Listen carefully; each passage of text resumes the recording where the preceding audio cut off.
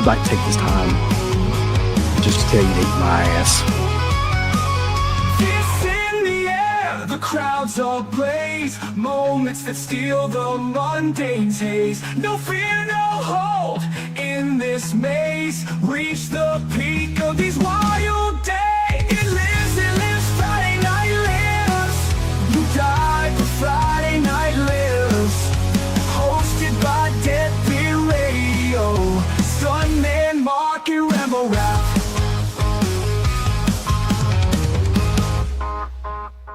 It is Friday night, and it is time for Friday Night Lives, y'all. What's going on? What is doing happening? Good. How about you doing? How's everyone doing tonight? Hope everyone's doing well.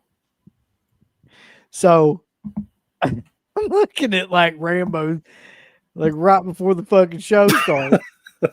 He puts on his his name that it pops up, except it didn't pop up. I'm trying to figure out a way to get it to pop up.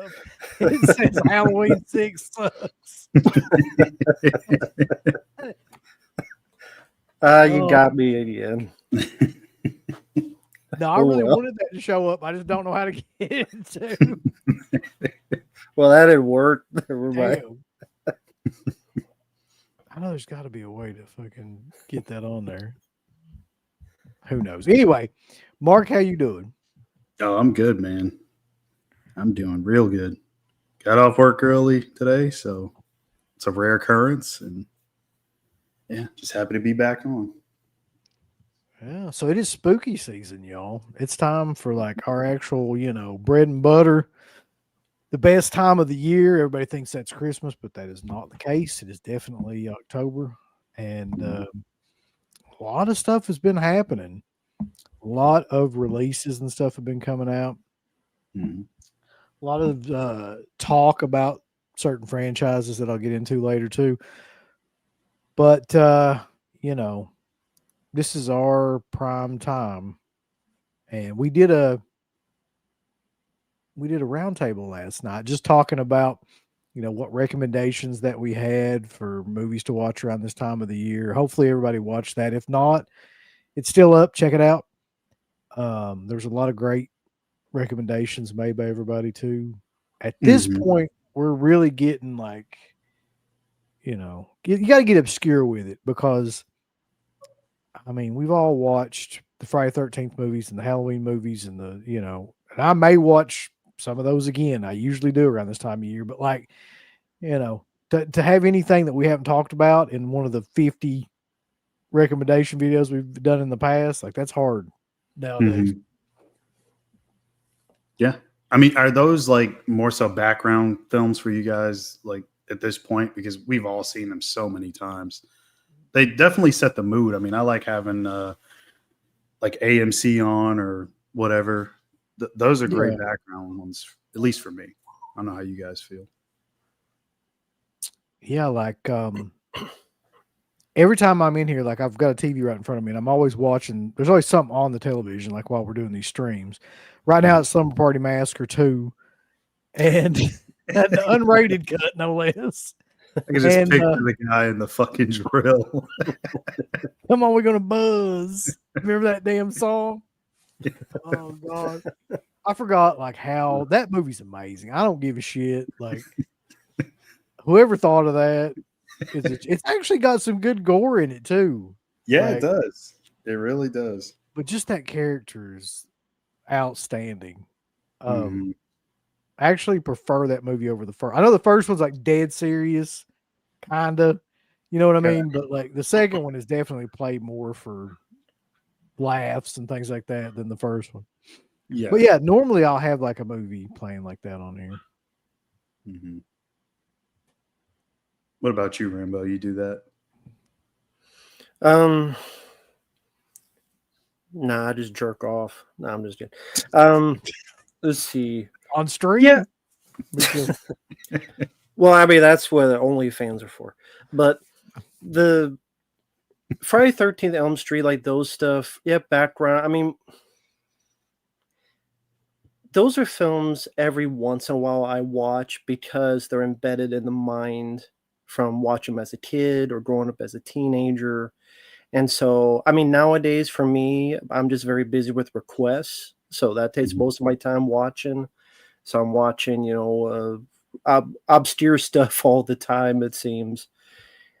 But once a while, there'll be something that I'm itching for to rewatch. So maybe it'd be like Kolchak, the Night Stalker TV show, which I'm a fan of. Maybe it's a monster movie from back in the day, whether it be The Nest, which I think is a bit underrated film. If you like gore and monster stuff, Leviathan, which is a child favorite of mine. I agree with Carta, the Blair Witch Project. I will probably be watching that around Halloween because I still haven't watched my fucking thing. It's been like a year. I still haven't watched the second sight release, so I'm finally going to sit down and watch it. But yeah, I think though with everybody, there's such little time. There's more and more movies. Granted, a lot of the new ones aren't that great, but they're getting so many releases, special editions. Maybe some of they just release, they say, and then 10 years later they release it, like the Hackle Lantern that I've never seen. But not only with movies, but just looking at stuff on YouTube, talking with friends, all sorts of media. There's such little time that it's hard to plug anything in the past in unless you really have to make an effort to put it on your calendar. It's definitely tougher and tougher as you get older. So Halloween, I mean, it's definitely a time that at the very least, if you don't schedule it, I guess now would be better than ever. But I mean, it is getting tougher and tougher. I think that's for everybody. So it's just the way of the world. There's just so much more stuff to look at, to partake in, and you do what you can. Yeah, I don't pay attention to any of like the world shit anymore. I just focus on like horror movies. But the weird thing about it now is this is kind of like it was back in the day when we were doing the original show. Like we're watching, it's like Halloween all year long. I mean, we're watching horror movies. That's right. Yeah. Constantly. You know what I mean? So it's like you really have to do something to make it special at this point. So the only thing that I've taken to doing that's any different, is I will save certain things that I've got that I really want to watch for like this time of year. So certain things that I haven't opened yet. That Reanimator set's one of them. Just several different things that I know I want to watch.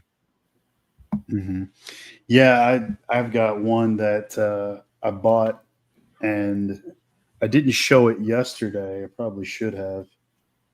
Come on, it's Germany. No, it's actually not.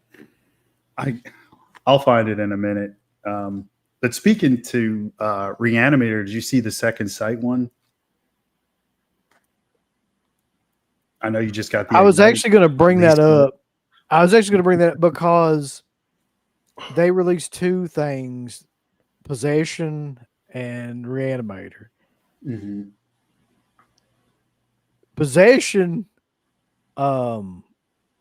is a film that I wish I could go and do that like Eternal Sunshine of the Spotless Mind thing and just have that fucking erased from my memory bank of ever like having to see that.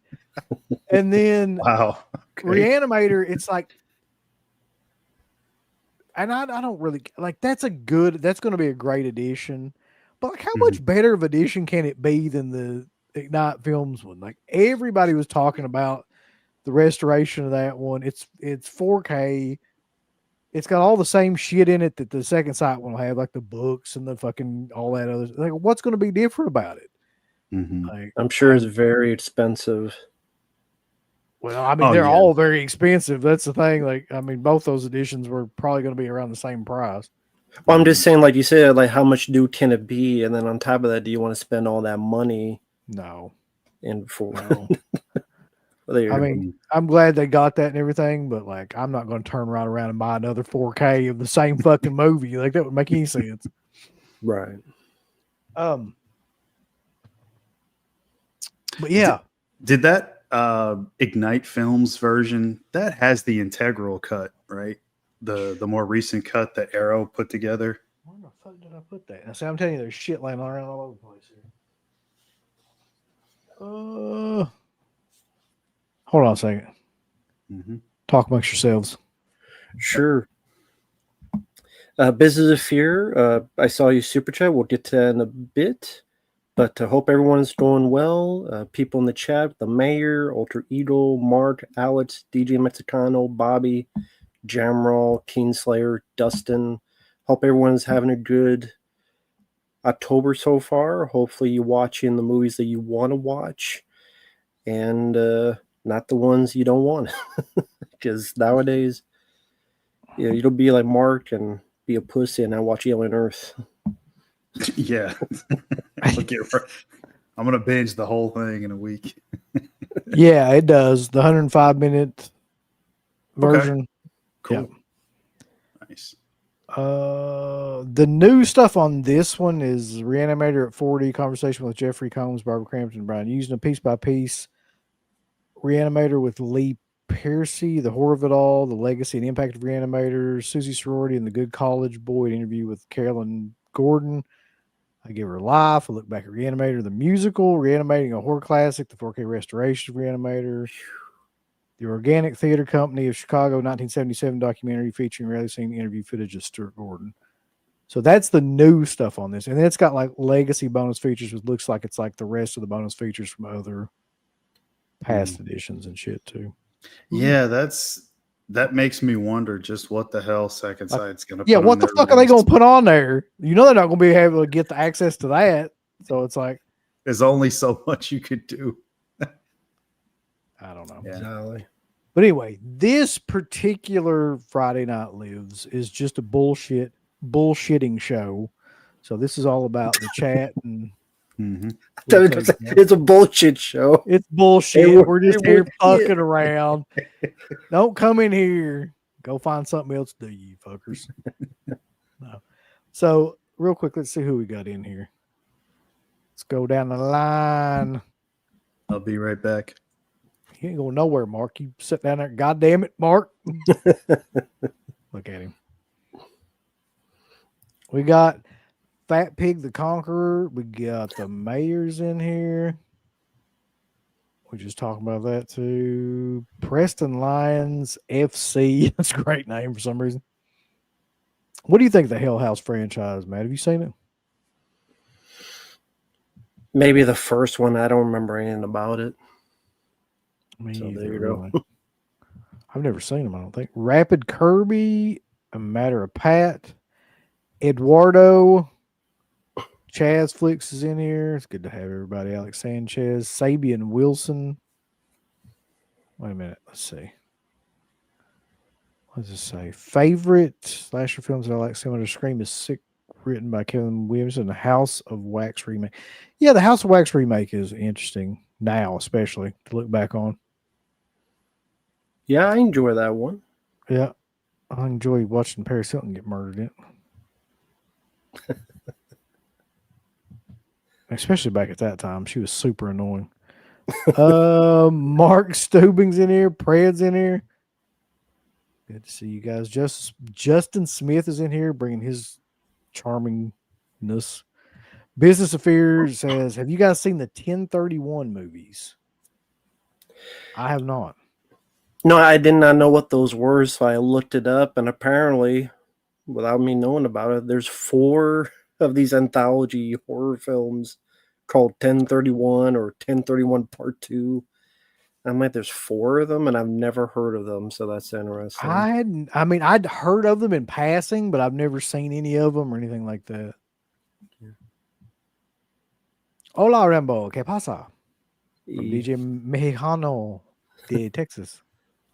Hey, puto. De Texicano. Let's see. King Slayer says he prefers the Blair Witch 2. Okay. All righty. Man, it's gonna fucking explode or something over there. No, I mean, I could never get into that. I get what he was doing. Maybe if I saw what his version was without the studio interference, but I think because I was such a huge fan of the first one, I kind of went. I didn't think the acting was that great either.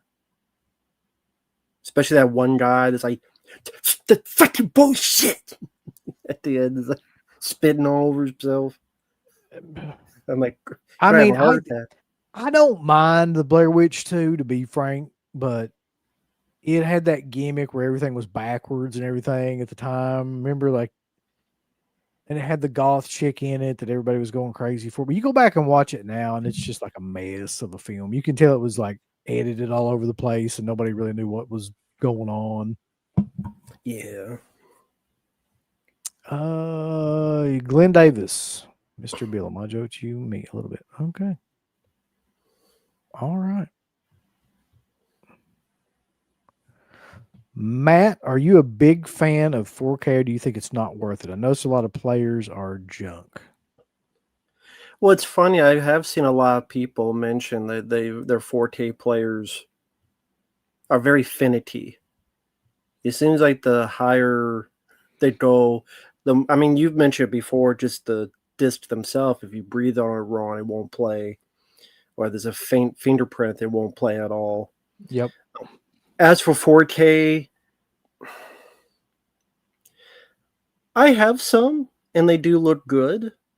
But honestly, at this point, if I can get a Blu-ray version, mostly I prefer that. Because it just seems like the players I have, they play easier. They play smoother. And some of them, now they have a 4K resolution on the Blu-ray. And with my eyes, they're fucked up as is. I can't see much of a difference between Blu-ray and 4 at times. Sometimes I can. Predator, the first one on 4K is fantastic. Mm-hmm. That I would recommend, the first Predator, because the Blu-ray is awful. The 4K of Predator is fantastic. There are some, though, that I don't see a whole lot of difference. But again, I have nothing against 4K. It's cool. But like the Ninja Turtle one coming out, I got the Blu-ray. I'm fine with that. I'm not expected to look like Blade Runner or anything. But if it's a film that you can really see the difference, then yeah, it's worth it. But yeah, it depends how finicky your player is. I've said this before, and I'll say it again. And you know this too, Matt. Like, I think that Blu-ray is a better format. I don't think they fully perfected 4K technology. I think you can drop a Blu-ray on the ground and like scrape it on the fucking ground and put it in a player, and it'll work.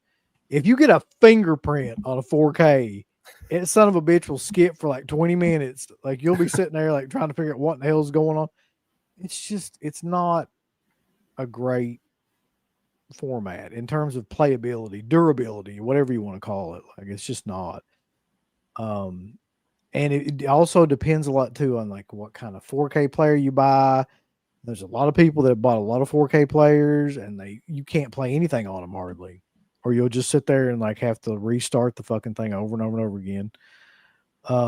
I've been lucky. I bought like a cheaper Sony 4K player, but like it only messes up maybe once a month, and then I have to get the disc out and clean it because there's usually something that's like on it. You know what I mean? Like a fingerprint or dust or something, and that'll like keep it from playing. But I do agree though. Like I've put 1 million Blu-rays into players, and I've never had that problem. So I just think it's better. Well, you're both wrong. So. That's killer, Mark. All right. I mean, I have never had any problems with my 4K player. Well, no doubt, because you probably bought one that was like $8,000, so I'm sure you haven't. But the rest of us pay sofa. So funny you said that. I was talking to Don May Jr. and he was showing me like the best 4K player to get, and it was one that cost $4,000. Wow. Yeah, it's a really nice one. Just for that, I hope that dog pisses on your Art the Clown. Oh, that won't happen. The dog knows better. I than hope that. so. Mark beats that dog on a regular basis. Yes, he's deep down an AEW fan, so he keeps much more things in his basement. AEW fan. Yeah, Tron Air. No. No. I barely remember the original. I don't have that tie to it that I know some people do. I didn't grow up with Tron, and I didn't see the one after that, so I don't care about Tron really. Yeah, I do give a shit. I don't think I ever gave a shit about Tron. Old Tron, new Tron, any Tron. Mm-hmm. Well, this one has Jared Leto, so it's worse. Apparently, it's on track to do pretty well, which is surprising. I would think that it wouldn't. I don't buy that. It's already made a good amount, at least for like overnight sales and ticket stuff, from like Thursday into Friday. So that's fake news. I can't wait for the next one. LaTron James. That's gonna be killer.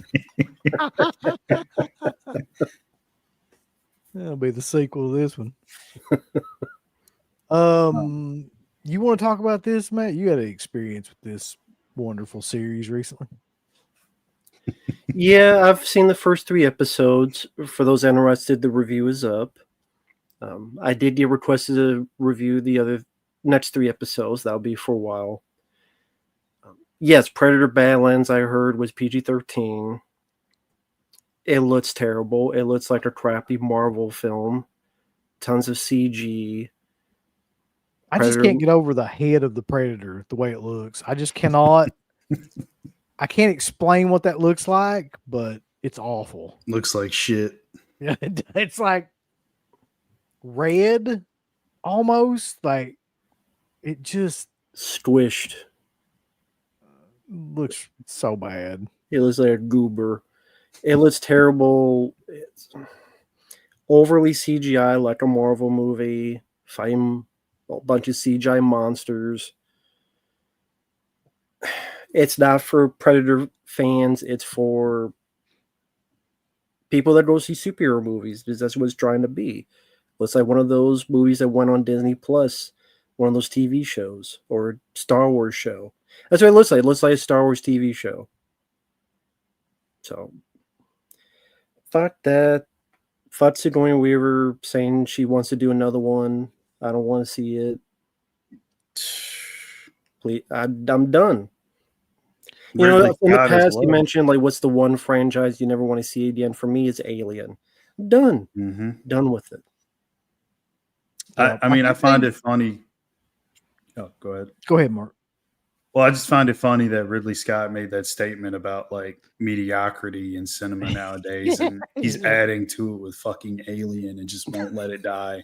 I mean, and he wants to do more Alien movies himself, and it's like, dude, let it fucking go. It's an alien on a ship killing people. That's all the first film was. Like 2 movies and we're out. That's it. The irony of him making that statement is he's contributed to a lot of like horrible movies. Like he's made like at least 3 or 4 of them I can think of off the top of my head. Was the House of Gucci was one. Oh, God, man. I mean, The Unnecessary Gladiator 2. Yeah. He's like, movies today suck. It's like, yeah, because you're still making movies. Stop. Nobody asked for Gladiator 2. Like, the fuck was asking for that? Exactly. All right, let's see. Reanimator movies are very good. Let me ask y'all a question, though. So we talked about Reanimator, but what about Bride of Reanimator and Beyond Reanimator? Like, what are your guys' thoughts on those movies? Second is okay. Oh, sorry, go ahead. I was gonna say the same thing. I like the second movie. I think it's okay. For me, I like the relationship between Bruce Abbott and Jeffrey Combs. Those 2 characters. That's a lot of for me, the heart and soul of that movie. That's what really makes it work as much as it does. The third film, I barely remember, honestly. I've seen it maybe twice, and it's been over 10 years. I do Shawshank have it. Animator. Yeah. Yeah. Very, very cheap, that one. Didn't have that charm of the first two, or even just of the second one, even. Yeah, was that like a made for Sci-Fi Channel one? Because that's what it feels like. It looks like I that. remember. Yeah, Yeah. it definitely looks. It may have been even at that time. I'm not sure, because Sci-Fi might have been going around that time. Mm-hmm. Alien Earth is worse than Prometheus and Alien Covenant. That's what a lot of people say. I've not seen it and never probably will. Yeah, there's so much stupid crap with that. I told Mark about, I mean, the second or third episode, there's a scene where a character gets a meat hook and somehow snags the alien ton and play like a tug of war to get behind a shed where off-screen cuts his head off. And it just like, the characters are named after Peter Pan characters. The Sid the Sloth thing appearing like a ghost next to her. There's a lot of choices that I don't understand, and it ain't for me. I'm gonna fuck with this screen till I get this right. Hold on. There we go. That's better. There we go. That's what I was looking for. Oh shit. This fucking Mark just disappeared. Sorry about that, Mark. Can't you put us all like side by side by side? Yeah. Doesn't have an option for that. Yeah. Do you want to do that? Let's see how it looks. It don't look good, I'll tell you that. Oh wow. It's not so bad. Which one do you prefer? This one? Mm. Or where was the one? Hold on. It don't matter to me. Oh, Jesus Christ, no. Wow. That one. There's more space in that one. Yeah, definitely. Yeah, that's Okay. good. Just a question from Jerome says, are you guys seeing the John Candy documentary? I saw it and it's really good. Yes, I would love to see that actually. Definitely gonna watch that. Yeah. Okay. Just says Uncle Bill. Yes, sir. I might help you. Not much, Trapper Keeper. What's up with you? I like your avatar.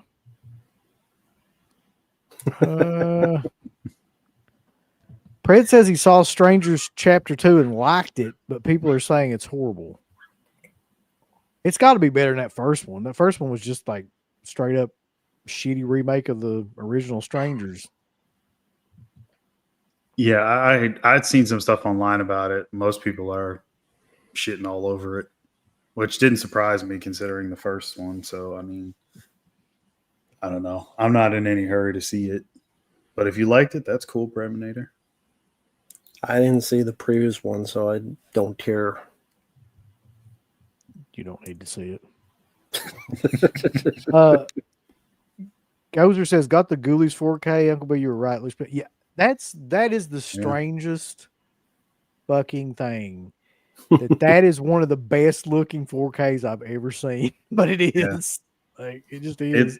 It looks too good, like we've said before on here. Yeah. Because you can see stuff you shouldn't see. Yeah. Just finished Conjuring Last Right. It's definitely better than the last one. I can't keep track of the Conjuring movies at this point. It's like one big clusterfuck of like Ed and Lorraine Warren wandering around hearing bumps and shit. I don't know what's going on anymore. It's like, is Annabelle still running around? Are they possessed? Is it what the? I don't know what's going on. Yeah, this is the fourth one. I mean, the third one was so bad. Like, I don't really have an interest in seeing it. I think I'll skip it. I think I'm done. That's another franchise. If they stop doing it, I'd be fine with it. Yeah, I mean, Conjuring, Insidious, all those movies like that, like I'm pretty good with never watching any more of those. Oddly enough, my son, who's 7, loves those movies. Hmm. Loves them. Not scared of them. He's scared of this is another weird thing that's been going on lately too. He started watching horror movies with me, just all of a sudden. So he's watching Halloween and Friday the 13th and shit like that now. It's just very odd. He was scared to death of that stuff forever, but not now.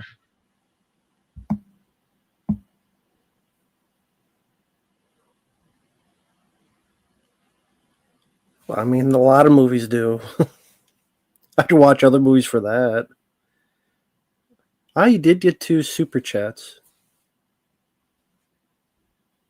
Yeah, I'm way behind. Yeah. We'll get to him. Hold on. There's one thing I wanted to bring up on here that I thought was killer.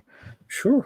Mark has to plug in his sofa to make sure it's charged. Oh, God. I mean, it does plug into the wall. I mean, you got to power the speakers and the recliners and all that. So, you know you're badass if you have to charge your fucking sofa.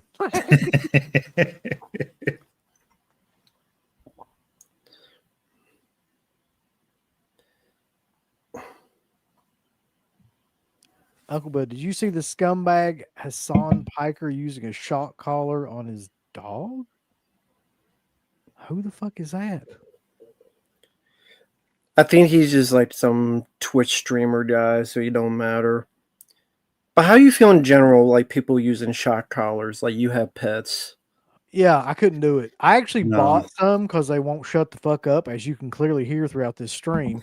But I bought them and then I looked at them and it literally is a collar that has 2 electrodes that come out and attached to their neck. And I'm like, I ain't fucking doing that. I'm not. That's terrible. I'm not that damn cruel. They're just going to have to bark in the background and people can have a Coke and a smile and shut the fuck up because I'm not going to shock the dogs. Right. I mean, I don't notice them as much, so I don't think they're a bother. And yeah, I could never do that. They're just constantly going. They drive me nuts. But one of the saddest things I've ever seen, and it was with a Pomeranian. It was with a Pomeranian that my aunt had years and years ago. She had its vocal cords, whatever they do, where they have them snipped or whatever. So that dog would try to bark and it would be like this. And I was like, that's just fucking messed up, man. I would never intentionally do that. Can you imagine having your vocal cord snipped and that's terrible. Yeah, that and the cropped ears on pit bulls and stuff. It's fucking ridiculous and just terrible. So my understanding of that is that sometimes, not the cropped ears, but I don't understand that period, or the tails and shit either. But it's all cosmetics. My understanding is people that live in apartments and something will sometimes get their dog's vocal cord snipped because they can't have the dogs making that much noise and stuff. So it's just the saddest sounding thing you'll ever hear. Mm-hmm. Yeah. I quit watching. I'll be honest with you. I quit watching those VHS movies about the second or third one. I just tapped out.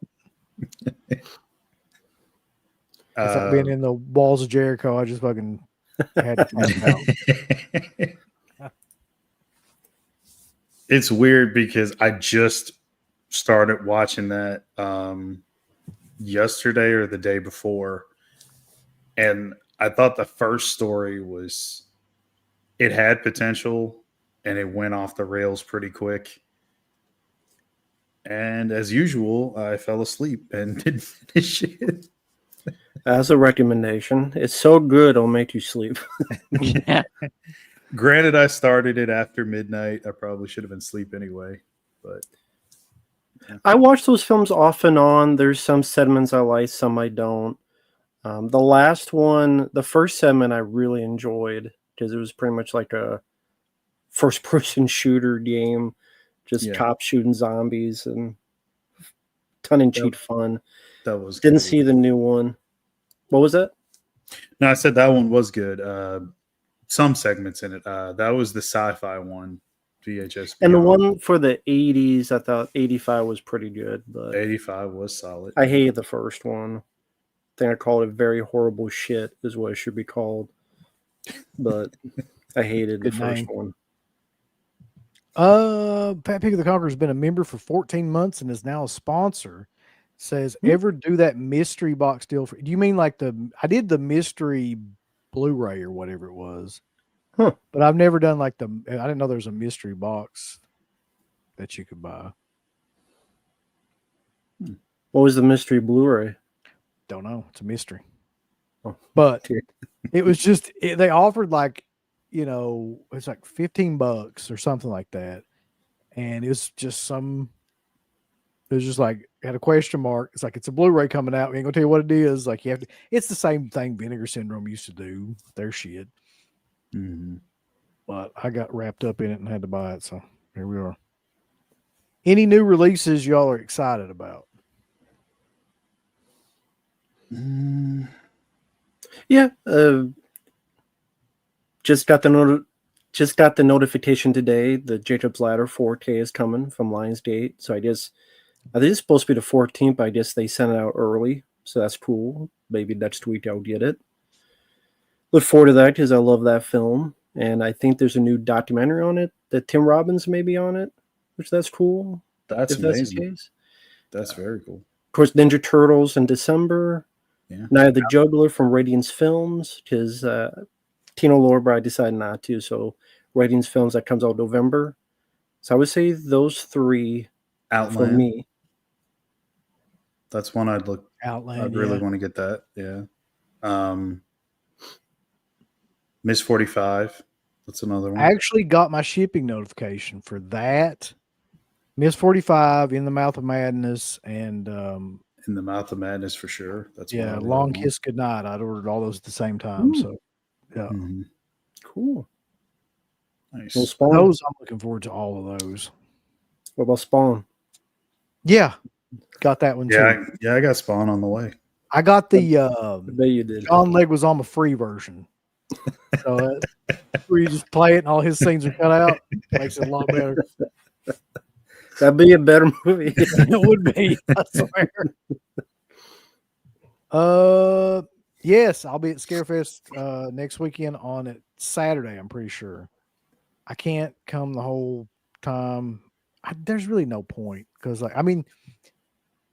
thing about Scarefest is it's a huge show. And they have 80 plus people there this year. But I don't give a shit about those people. So it's like I just go to take the kids, look at the vendors. I might meet like one or two people that have, that are there because there are 1,000 people there. But I don't have to run around anymore and get shit signed and stuff. You know what I mean? Like that's not the primary reason like I go. So I just go for a day.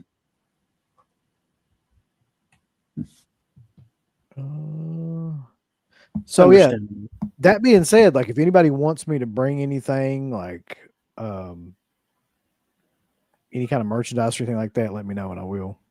If you're going to be at Scarefest.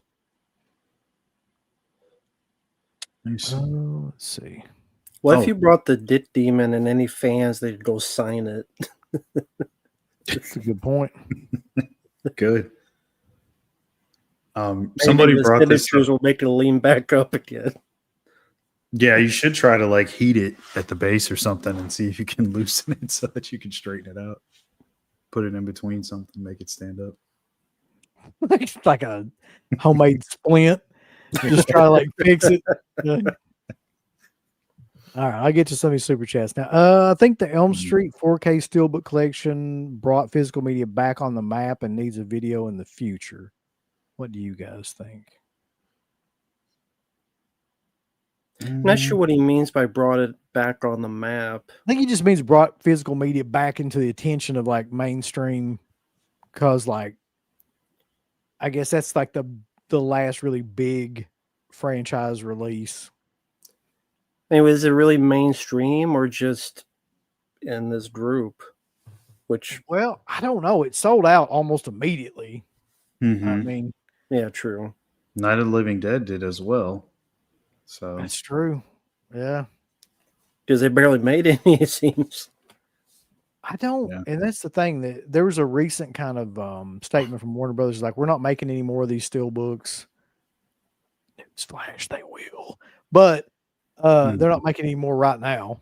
I'll say that they're going to wait about a year or 6 months or something, and just be like, "Hey, we're reissuing these." Be killer. They'll if they find did that. some, and Yeah, they'll find some in a warehouse somewhere that they didn't know about. yep, they always do. Yeah. I think if people out there, if you do iTunes, I think they're all up there together for $20. Elm Street. If you do iTunes, you can get them all for $20 total for all of them. If you do them digitally. By the way, side note, that set is selling for like $400 on eBay right now. I'm sure it is. I saw it. I saw a couple of them going for 700 or 800. So it's crazy. But yeah, I mean, that's what's unfortunate, because one guy that I saw, he had like 3 or 4 in the same photo. So he bought like 4 of them just to resell it. And I'm like, yeah, I mean, that's so what shitty. There's people that actually wanted it and they missed out on it because you got fucking guys like that. Scalpers, basically, it's the same thing that goes on with scalpers. Yeah.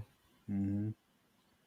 That's part of what sucks about physical media nowadays. You got people that don't even like care about any of these things, don't watch them, don't do anything. They just want to own them or sell them. Yeah. Fucking it up for everybody else, you bunch of jackasses. Let's see. Uncle Bill can't get over that predator head. I really can't. I can't get over it. It looks like a piece of chewed bubble gum. It's that shitty. Yeah. Oh God, is that tomorrow? Yes, it is. Oh, I forgot. I keep forgetting about that. I'm not watching it because I don't own anything that I could watch it on. I don't think. What's it on? Like ESPN? It's on Peacock. I think it's still on Peacock. I don't even have Peacock anymore, so I can't watch it. I'm sorry. Fuck Saudi Arabia. Jeez. Listen, man, I need you to be like really honest about how you feel. And fuck all those comedians that like sold their soul to go over there. Listen, like Dave man. Chappelle. Hey, Dave Chappelle, can you like be funny again instead of like sitting in a chair and be like, let me tell you this story. Like I'm Bill Cosby, except without the rapey stuff, Mr. Sudafed over there.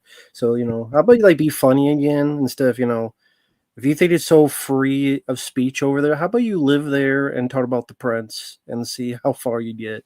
So you think it's so free over there. I still can't really like believe all the people that did that too. Like, so you had Bill Burr, Dave Chappelle,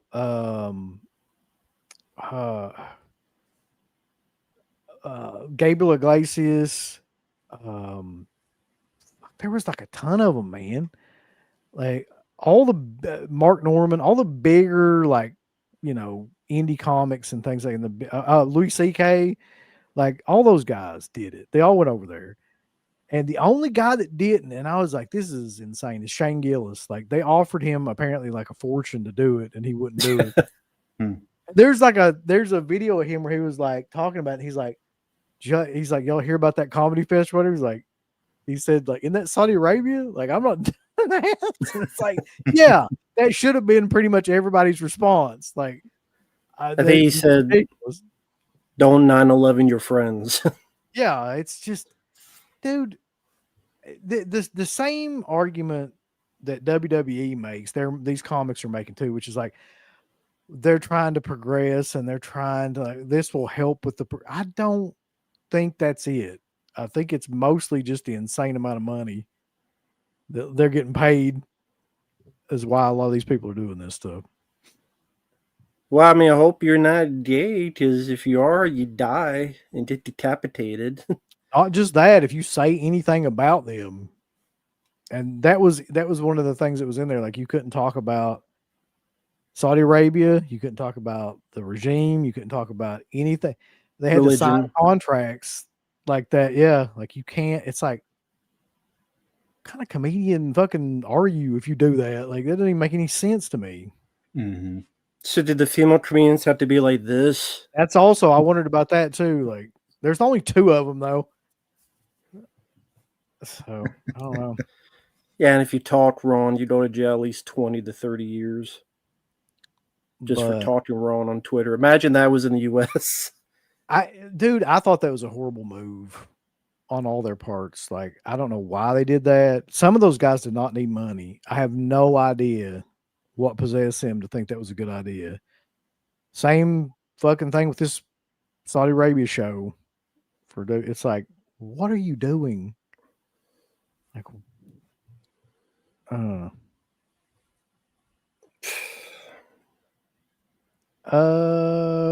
anything from the Kino sale? I got Miracle Mile, Cherry 2000, and Narrow Margin with Gene. I haven't even looked at that sale. I haven't looked at it either. Man, I just want fucking Rampage already. That's Same. It's the main one I want from them. Here we go. Mark, do you like Candyman 4, aka the Candyman 2021 reboot? No, I don't. Thought it was terrible. I'll never watch it again. I'll never own it. Thought it was a piece of trash. Trash. Well, good. Pred says, I heard Braun Strowman is in talks to be the next Jason, 6'8" Jason. Thoughts? I'm intrigued by the idea. He has to shave his beard, though. Unless you want, the mask and the beard showing. You could. No, you cannot, because that'd be Rob Zombie. the worst thing. I'm not sure how I feel about it's like the same thing with the Halloween Rob Zombie thing where they got what was his name? Tyler Mane, and he's like what 6'10" or something. Yeah. It's like at some point it becomes kind of comically out of whack. Like you want him to be like a big kind of guy, but not like a fucking lumberjack circus freak looking dude, you know? Yeah, exactly. I always thought Derek Mears was the perfect size too. Like, I'm not big on the remake, but I didn't mind Mears. I thought he looked good. He's a bigger kind of dude, but he's not super large. Like Braun Strowman is like a fucking giant. So I don't know how that would work. I mean, I know he could do a lot of the physical stuff. I could kind of see that working, but I don't know. I don't know. Better at Halloween 6. Look, motherfucker, you're going to come in here with that bullshit tonight and talk about Halloween 6, The Curse of I Michael can't Myers. put it up on the thing. Yeah, Genius movie. Marianne Hagen, you had Paul Rudd, Donald Pleasant. Paul Rudd, yeah. Paul Rudd, one of his greatest acting performances ever. Walking around looking bewildered the entire time. Slightly killed, off. I love Michael Myers bleeding green like an alien at the end for some reason. Look, it's the curse of Thorn, man. You don't question it. You just go with it. That's what I say. Wasn't the plot he has the baby came from him screwing his own niece? There's no plot, man. You can't go by that. Like it doesn't make any sense. None of it. Okay. I gotcha. But the one thing I do like about part 6, and we talked about this last night too, I think, is it really does a good job of like capturing the 90s look and like especially around like Halloween. So all the kids in it are dressed like they're in fucking Nirvana or like, you know what I mean? Like they're part of the grunge scene. Yeah. And it does a really good job of just like that capturing a moment in time that I remember. Now the movie itself, come on, like especially the ending, they're all going through the corridors and shit, and that woman's it's just none of it really makes any sense. And everybody's like the producer's cut's amazing. Like, no, it's not. It doesn't make any more sense. But I'm not saying it's a good movie. I'm just saying that for some reason I enjoy it. Yeah. When the guy got blown up, that was a good kill. Oh yeah. True. Yeah. Yeah. Your headphones look like something out of Tron. Yeah. It's like Mark's got the white, I got the red and black, but having a good night. Thank you, BA. But yeah, I'll take right. that compliment. Y'all ready for this one? Let's talk about titties. Go, Mark. What is What's the Yeah, best? What is the best set of tits you've seen in a movie? What's your? I mean, we're talking about Jason a second ago. Debbie Sue Voorhees comes to mind. That's I the mean, first that's thing that always always- comes to my mind too. She might have the best in the franchise. Come to think of it. Yeah. nah. No. What do you think, man? Who am I forgetting about? Everybody in the remake. I told you it's tittylicious. Oh yeah. Well, yeah, it was. Yeah, I mean, it depends on if you like real versus fake, though. That's the kind of the thing. Oh, they're real enough. Were they Real enough. real enough to touch? Yeah. Real enough is real enough. Uh, I thought you'd want to say Jamie Lee Curtis with Trading Places, Mark. it's not a bad pick. Yeah. That's a good pick. There's a movie. I don't know if either one of you have seen it. We talked about it a while back. Invisible Maniac. I've heard of it. Yeah. There's a girl in there. She's actually from Kentucky. I cannot think of her damn name now. I should. She's not like well known, but she's been in like several different horror movies that are well known. And that's right up there.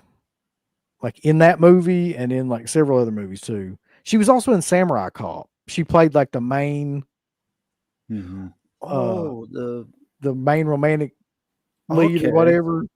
Yeah, I can't remember her name, but yeah. I know who you're talking about. Yeah. Yeah. What about Melissa Moore? Does Melissa the Moore. That's it. Yeah, the chick in Total Credit to Recall Patrick. count? that's it. What was that, Mark? The one with The the three chicken kids. total- Are you talking about the one with Yeah. the three kids? Yeah. And Total Recall, does that count? Oh, I just saw that again today, and that was a pretty good. Did he just ask me if you like real or not real? But you'd put up the It's three? real enough. You just said a minute ago. Yeah, I did. So you got me. Well, I mean, okay. What's the? I would want to say, is there such a thing as a bad one? But there is. So, what's the worst one you've seen, Mark? You try to forget the worst, but and The ones since that we're- gotta roll up. since we're not really going necessarily off real or fake, but Lynn Shay and There's Something About Mary. Oh, You guys remember that scene? Yeah, that scene. He's looking up in the window. Yeah. Yeah. That's I'll tell you that's the probably one for worst. me right now, no doubt in my mind. Like the first thing that came to mind when you said that was, you know, the scene with all the witches and Lords of Salem, Yes. Yeah. Meg Foster and all of them. I'm like, bulls, this is not necessary at all. Oh man. I'm sure there's some more, but I can't think of it right now. Has anybody seen or ordered these Trome releases from Refuse Films? It's the first time I heard of it. Mm-mm.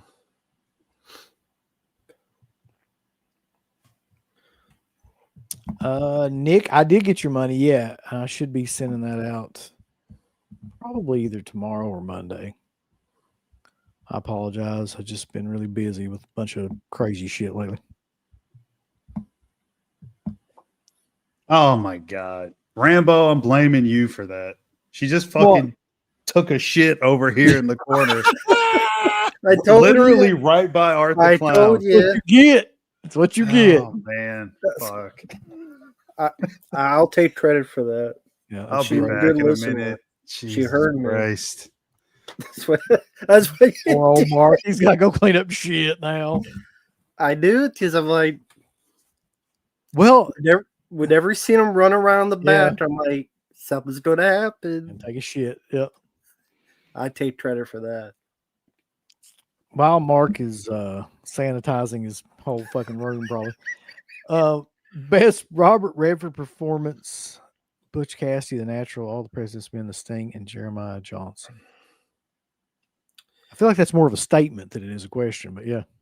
Yeah, I think because he's been on my stream. Since he passed away, he watched a lot of those stuff. I think for me, I didn't grow with him, but my favorite was All the President's Men. I thought that was a very good film.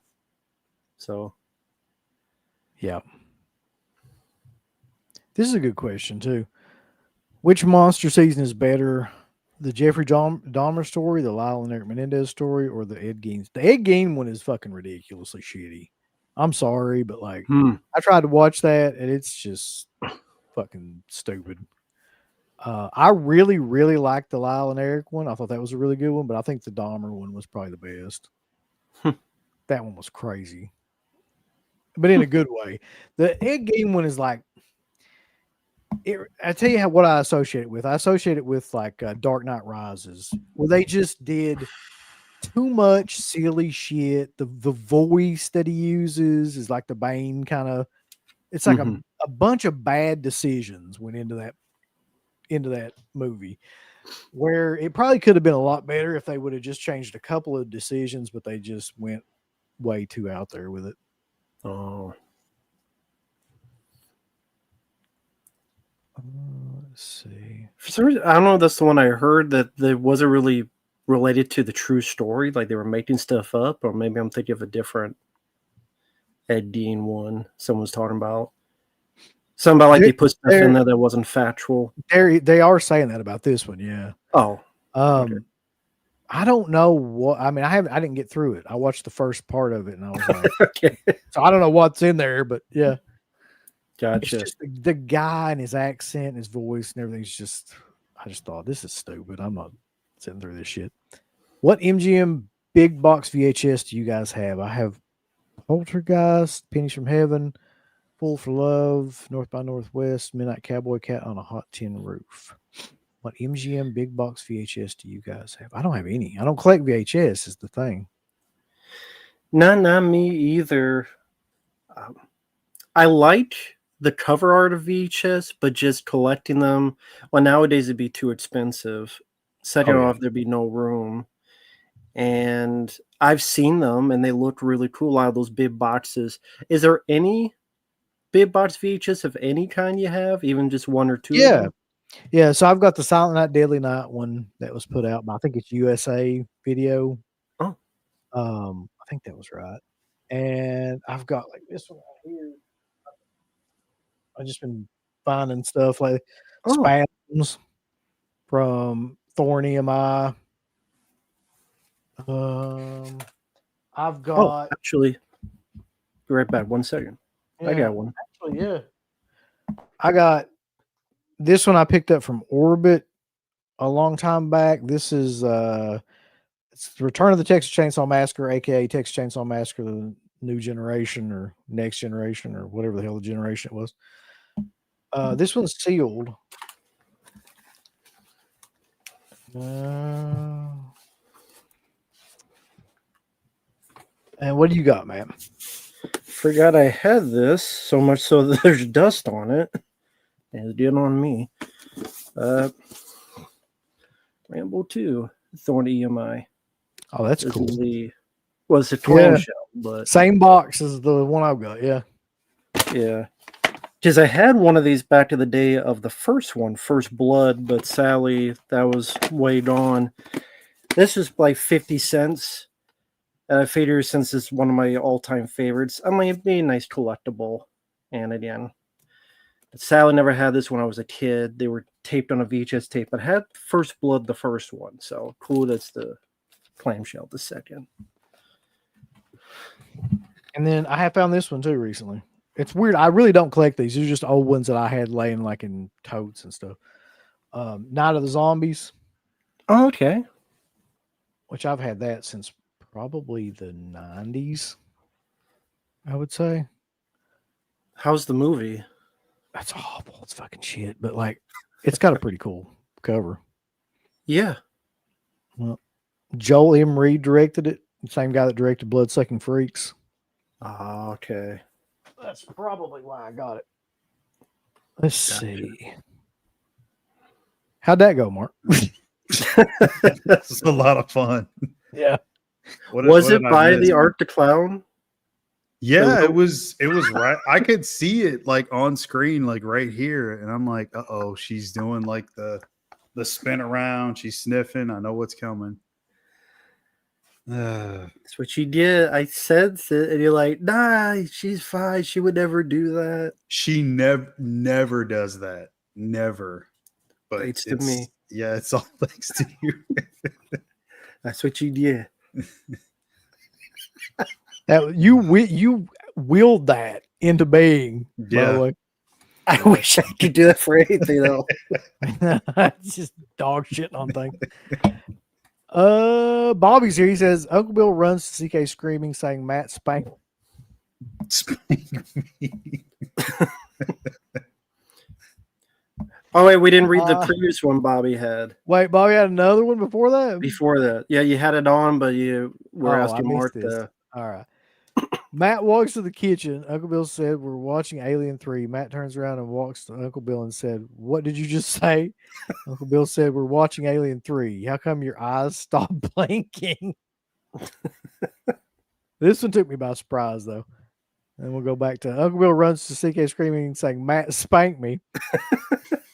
CK says, "Why did he do that?" Uncle Bill said, "We're going to watch a movie," and he went crazy. CK, I'll give him a call. Yeah. I promise that would never happen. Matt mentioned this. It was Melissa Moore I was trying to think of, though.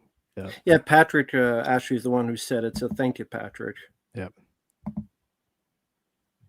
I know I would never spank you, Uncle Bill. I appreciate that if you wouldn't. I would appreciate it too. Not spanking another man. Even if you pay me. That'll be the next super chat you'll start getting. CK saying you're being disrespectful to Matt. You know he hates Alien 3. And he also said more Alien 3 and there's no more zombie movies. Uncle Bill said no. No. I don't think I've spanked anybody. Not for me. A lot of people talking about your poor old dog shitting on everything in there. Yeah. On camera forever. We've all been there. But now it's on camera forever. Yeah, it is. I've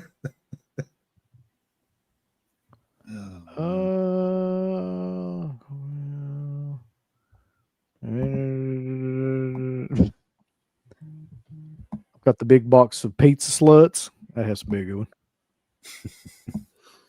Yeah. Siggy's got a super chat. It says, I have the Aliens box set VHS and Scream special edition worth $150. Kick ass. Cool. Nice. When you were away, Mark, we were showing some like clamshell or big box VHSs. Like I had this one. Uncle Bill showed some. Do you have any that you collect? Or did? Or yes and no. So I have some back here. Give me 1 second. I'll be right Hopefully back. the dog didn't piss on that too. Yeah, I should check. I'll be right back. Check that dog out. You'll find like a bunch. Yeah. That was Kathleen Kinmont. I do remember that. And you're correct. She was married. Wasn't she married to Lorenzo Lamas? She was. Yeah. During the Renegade days. God, that was a show. I'm not saying it's a good show, but it was a show. You know what was a good show, though? Was Highlander with Adrian Paul. Around the same time. I only saw a few episodes, but what I saw I liked. Nope. I just never understood the fact that, there can be only one, and then there's one, but then there's like 50 more until there's only one. Just there could be only one, but then 70 more pop up. And I'm like, yeah. Someone's lying here. Someone's making something up. I don't really understand that either, to be honest with you. I just know he has to kill all of them. Like they can't exist in the same space. It was an So interesting did you question. watch the Highlander movies? Never really got into them. I mean, I did watch the first Highlander and maybe the second one, the one with is the first and second one have Sean Connery. Yes. Okay. I think I must have watched the first two then. And the third had Mario Van Peebles. I did not watch that one, I'm pretty sure. I just don't like Christopher Lambert, if I'm being honest. Like, he's just not like an old dry piece of toast or something. But you do prefer Adrian Paul, so that's probably why you got into the show more. I probably saw the show way before I saw the movies too. Okay. Do any of you decorate the outside of your house for Halloween? We do. Not here, no. I have stuff, but I just don't put it out. Mostly, I'll probably use it for inside. I mean, technically, these animatronics and stuff, like that's for outside. It's not really for the inside. Mm-hmm. So, yeah. So the short answer is no. Well, y'all are a bunch of fucking party poopers, aren't you? So what kind of decorations do you have outside? So it's not me as much as it is Savannah likes to decorate, but like she's got all the lights, like the candy corn style lights and stuff like that. And then we got a bunch of what do they call the ones? We were just talking about this today. The plastic ones. Now everything's inflatables, right? But like before that, they had plastic, like light up things that set out on and they have a specific name, but I can't think of what it is. But we got a couple of inflatables. Like we've got the 6-foot skeleton that Home Depot, or the 10-foot skeleton that Home Depot had. Just a bunch of different shit like that. Cool. So you guys were asking about VHS big box stuff. I mean, I have most of my VHS stuff elsewhere in the house. It's in a different spot with the rest of the collection. But I got a bunch of these like faux big box ones, like the Texas Chainsaw Massacre one. Oh yeah. So, and then wait, could you show that cover again? I've never seen that cover. Punisher. So it's none of these are open, by the way. I mean, they're supposed to be like big box, you know. Well, this TCM2 one is open. So I got a ton of these. They're really big, really nice. I mean, and then this one's pretty cool. One for Silent Rage, and the VHS is blue. So, but they're, you know, Blu-ray 4K, but they still have the VHS logo, but you see the Blu-ray logo over it. So it's for Running Man. Yeah, I got a bunch of these close by, but the actual VHS stuff, it's elsewhere, and I'm not gonna go get that. It's in the vault. Yeah, the vault, the hyperbaric chamber. Disney vault. Favorite Married with Children episode.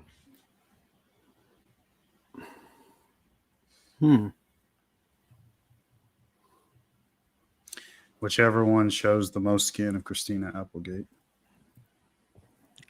Do you remember any specific Married with You? Because I don't. Mm-mm. They all kind Not of any specific, but how do you feel the show overall? I used to love it. Yeah, I used to watch it a lot. Yeah. See, we didn't have Fox back in the day, so I didn't see it till many upon many years later. But I liked what I saw. Great show. You did. How did you see X-Files? Because like that was a Fox show. My aunt, we had. So when I grew up, I lived on a farm in Iowa. For those who don't know, and we had 4 channels: ABC, CBS, PBS, and a second form of CBS. For some reason, we had 2 CBSs. But up until 96 or 97 is when we finally got cable. So up until then, my aunt would send us tapes. So it'd be like Elf, Three Stooges, cartoons, or stuff like X-Files. So it'd be like taped on a VHS tape. So it'd be like, you know, random episodes of this or Simpsons or other stuff. So my aunt, who lived a decent bit away, would send us once in a while. And that's how I found a lot of that stuff, was because of her. So I know the first one she taped was Darkness Falls, which was for the Bud episode early on, where the Buds took Mulder and Scully. But yeah, that's how. So, but Married with Children, I don't think was the type of show that she was going to tape as a kid. But X-Files, she knows like into monster stuff, so that's why. But Married with Children, I doubt. Yeah, nah. See, so Sean also says, see one battle after another. It's brilliant. I actually do want to see that. Yeah, that's what I've heard. Yeah, I've heard it's pretty good. Isn't it like almost 3 hours long? It's like 2 hours and 40 minutes. Everything's 3 hours long now for some reason. Especially every Paul Thomas Anderson movie. He cannot do a film that's shorter than 3 hours. I think there's a pregnant woman that shoots a machine gun. Hell yeah. I remember seeing that. It's like living around here. Have you guys been to a Halloween themed restaurant? That's a good question. No, I don't think I have. I mean, it was horror themed, so I mean, I'm assuming that's what he means, and not necessarily like Halloween the franchise. So I didn't know that was a thing. There's a Halloween themed restaurants. I didn't know that. I guess it's just Halloween, just decorations. That's it, or yeah, I think there's horror themed. I don't know if there's an actual Halloween movie themed restaurant or anything. That would be killer, but there is a Texas Chainsaw Massacre barbecue place, though. Yeah, I've seen that. That looks cool. I'd love to go to that. Yeah, I guess it'd be hard to do a movie theme without getting sued. So it's like, how do you do that without breaking copyright? Yeah, and they're going to want a percentage of whatever you make, more than likely. Maybe the JC Universe, there'll be like a theme of like Jason Patty's like themed restaurants. Make it like Jason Goes to Hell, you know, the little Jason Mask patties and stuff. Yep.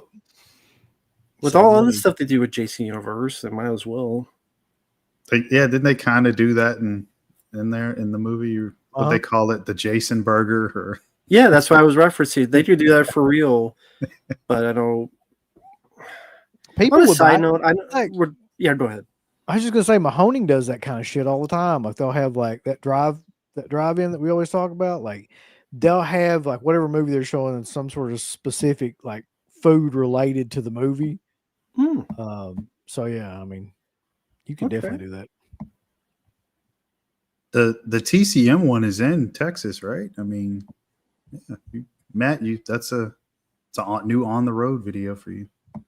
Go eat at the barbecue place. I'm not going all the way for barbecue. Something tells me he doesn't like barbecue. You like barbecue? I do like barbecue. Oh, well, good. But I don't need to go all the way over there for that. I'll just have it here. What about with some ketchup on it? Nice dollop of ketchup. Nah, it's barbecue, but no barbecue sauce on the barbecue, right? I like barbecue sauce. Oh, okay. I like barbecue sauce. That's the one sauce. Okay, we agree. Yeah, I love. We forgot about better than that. ketchup. Carlos, we did talk about this like early on, but yeah, I saw the second sight version Reanimator. It looks cool. I don't have any reason to buy it now, though. Just like I don't have any reason to buy Possession, not because I own Possession, but just because I don't have any reason to buy Possession. That movie is almost 3 hours long of just the dumbest shit you will ever see this side of the keep. So now I know what to get you for Christmas. Yeah, thought I'd throw that in there. It's funny you say that because Orbit, they put their Teep version, like a hardcover limited edition. So Orbit DVD has their own version of the Teep now. Listen, CK actually told me that he got it's going to be he got sent the Keep fucking umbrella version. Like, you need to take that outside and just set it on fire. He was like, I think he was trying to like get me to take it or review it or something. Like, dude, I don't fucking want that. I don't give a damn what it comes with. Hey, you can send it to me. I'll take it I'll review it. Fucking never Yeah, he watched doesn't have that the. You don't film have the again. keep. No, I don't. I'll review it. It cost him $300 to ship it to you. That cross weighs about 50 pounds. That's right. Sean says, I was talking to Jay Real today, and he told me he could get in touch with TerraVision to get Dawn released. I told him he should get in touch with TerraVision to get Dawn released. I can see it. Yeah, for those people that don't know, Jay Real made a movie called Dawn. This has got to have been 15 years ago now, 20 years maybe. It's actually a really, really good independent movie about like a kid vampire that J.R. Bookwalter's company Tempe released back in the day. But yeah, I would love to see that movie get an actual proper release now. Wait a minute, real quick, like before. Yeah. So wait, Wes got the one with the 80-pound, Yeah. like the. Yeah, they sent him the fucking huge ass. I'm like, Give me it. I'll take it. that's what I mean. I'll pay for Anybody it. else, because he doesn't even like that movie. Like neither one of us do. Matt, I thought you had the keep already. Did you not get it? Yeah, I'll give you that. Oh, okay. I'll take the 80-pound one.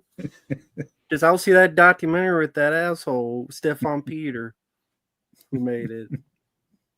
Let's see. Sean says, Bill and Mark, have either of you seen My Favorite Year with Peter O'Toole, one of my favorite comedies? Matt saw it. Double the lad's bed for you. Double the lad's bed for me, you told. My Favorite Year with Peter O'Toole. I don't think I have. Yeah, I don't know. I don't think so. Doesn't ring a bell for me. Yeah, that's a 80s movie. He mentioned Peter O'Toole also has the guy, not Bronson Pinchot, but the other guy from Perfect Strangers, Mark Kinsey. So he's like the star.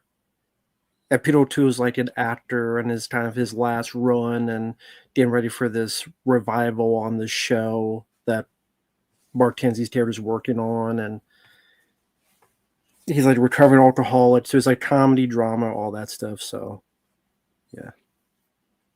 Peter O'Toole's good in it, though. I like Peter O'Toole in pretty much everything I've ever seen him in, to be honest. Well, he's very good in that movie. Yeah.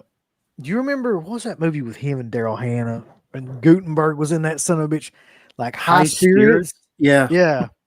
Yes, I remember that. That's actually a fairly good movie to have all those people in it at that time. Yeah. Do you guys want to see that 10-episode AVP anime Disney won't release? No, I don't. At this point, no, because I'm kind of done with Alien and Predator. I just fuck it. Yep. Same here. I mean, you can't blame me with what they've put out past how many decades. Nothing good. Yeah. This is...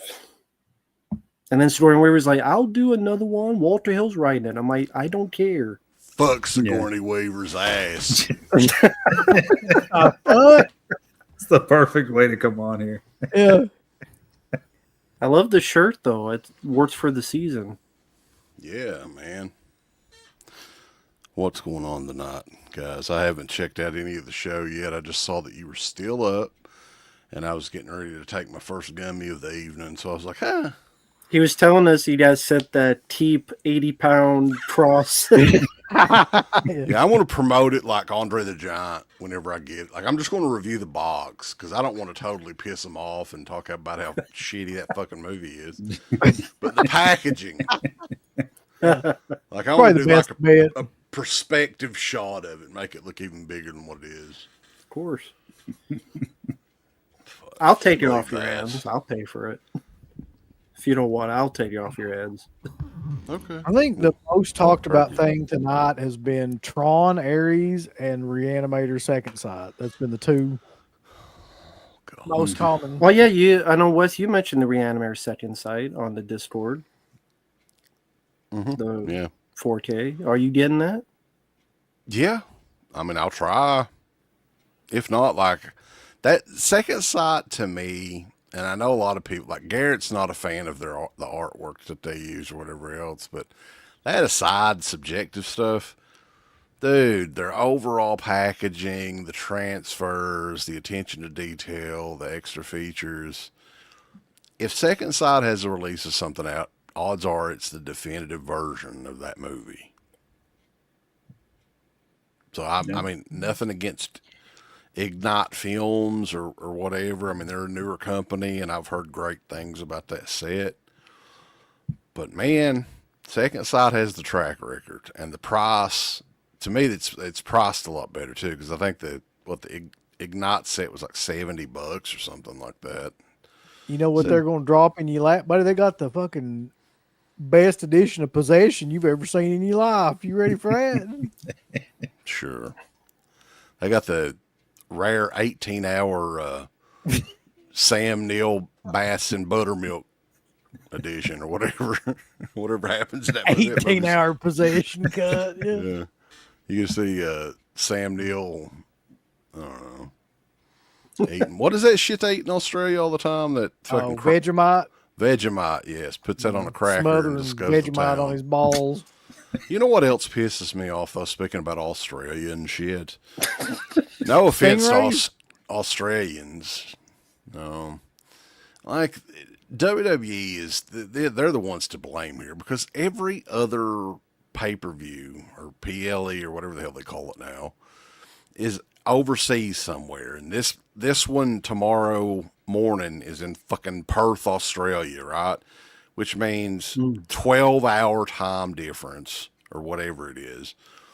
So yeah, the SmackDown, I watched SmackDown at 8 o'clock this morning on fucking Netflix.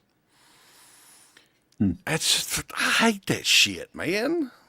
What the hell? Well, they don't care. They just want the with their money. Give me the money. Yeah. Saudi Arabia and So Crown France. Jewel is not just Saudi Arabia; it can be used in other countries too. I guess for some reason I thought Crown Jewel was only if it was in Saudi Arabia. It was up until is that right, Mark? This is the first one that they've done outside. Yeah. Yeah, it is the first one. Yeah. Oh yeah, I was ranting about those comedians that went to Saudi Arabia to do all those shows, and I'm like, what a bunch of hypocritical assholes. Well, that's the thing. Everybody, when it comes to money, there ain't no such thing. I mean, you go, money talks, man. I don't give a fuck. Yep. And nobody has that kind of money. And that's the thing. WrestleMania will probably be in Saudi Arabia every fucking year if they're going to pay them what they paid them this for the one in a couple of years. Yeah, a couple of years from now, they'll have WrestleMania Auschwitz. If they give them money. From what I understand, just have it from the inside. Yeah. The amount that, what was it? I guess Las Vegas is next year, is a drop in the bucket of what Saudi Arabia paid them. Like, so if you're a business, fuck, you got to go where the money is, man. I mean, it sucks for the fans. I don't agree with it. But Jesus Christ, they're going to pay $200 million for one show. But weren't they already making money? Is that, they keep hiking the prices all the time. Oh, they've got to make more. More money, man. That's the funny part about it. It's like, how much goddamn money do you need to make? Like, I mean, Damon Wayans knew all about it back in the day. If you're balancing out, like, what is this going to, like, do to your brand versus how much money do you need to make? Like, I know there's all kinds of idiots that are going to watch WWE no matter fucking what ever happens. Like, they could assassinate somebody in the ring and they're still going to watch it. It doesn't matter. But there's number one. But, like, at some point, I feel like you got to, like, take a step back and look at the overall cost that kind of shit's going to do over time. Because there's hardcore fans, but then there's like people that are just kind of like casually watching. So you're saying you got to take a stand. You can't let it slide. Yeah. If you hurt my friends and you hurt my pride, that kind of thing. Super chat though says, my friends and I saw there was a new Jared Leto film in theaters. We all rolled our eyes. What do you guys think of him in the movie? And the sequel, I was telling him, is Latron James. That's coming out soon. No one is. It's Tron 3. Now it's on Earth. I know Mark, you said it's going to make money. I think it's fake news because I never heard anybody talk about that film till now. Like, there's no buzz. So, I don't. Jared Leto's a weirdo, too. All the stories you hear about. Well, a lot of people in Hollywood are weirdos at this point, really. Crazy stories. Yeah. They're all kind of like in their own like Hollywood cult.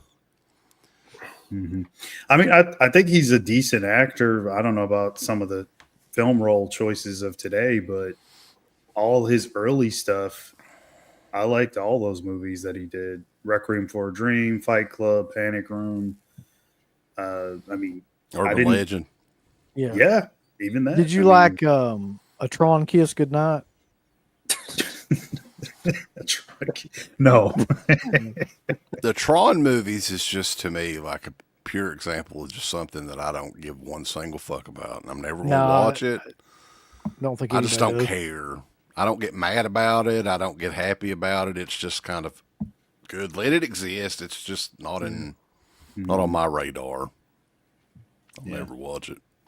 So Felsher's at a drive-in about 30 to 40 minutes from me, and I couldn't make it down. Yeah, he's at that Skyline or Skyway or whatever the hell that is in Indiana. Yeah, they're playing. What is that? The Jason Goes to Hell documentary. Yep. Oh, okay. That's an interesting like documentary to drive in. That's kind of different, isn't it? Yeah, that is pretty cool. I wish we could have gone to that shit. We could probably get those two on for a show. That'd be kind of cool. Mark, does anyone say you look like Robert Saleh, the defensive coordinator for the San Francisco 49ers? I don't even know what the fuck he looks like. We got to look him up. I get so many like, oh, you look like this guy. This is probably like a reoccurring thing every week. He does not look like a fucking thing like this guy. Didn't somebody bring that up one time, or was that a different athlete of some sort? It was a different person, but I get that every other week. So in black. Yeah, exactly. Look at this. It's a black guy. Let's go. It's not even a black guy, though. Hold on. Wait, it's not? No, not that I can tell. Looks like Kurt Angle. What? That ain't no black guy. Not only that, it doesn't look a damn thing like him. Exactly.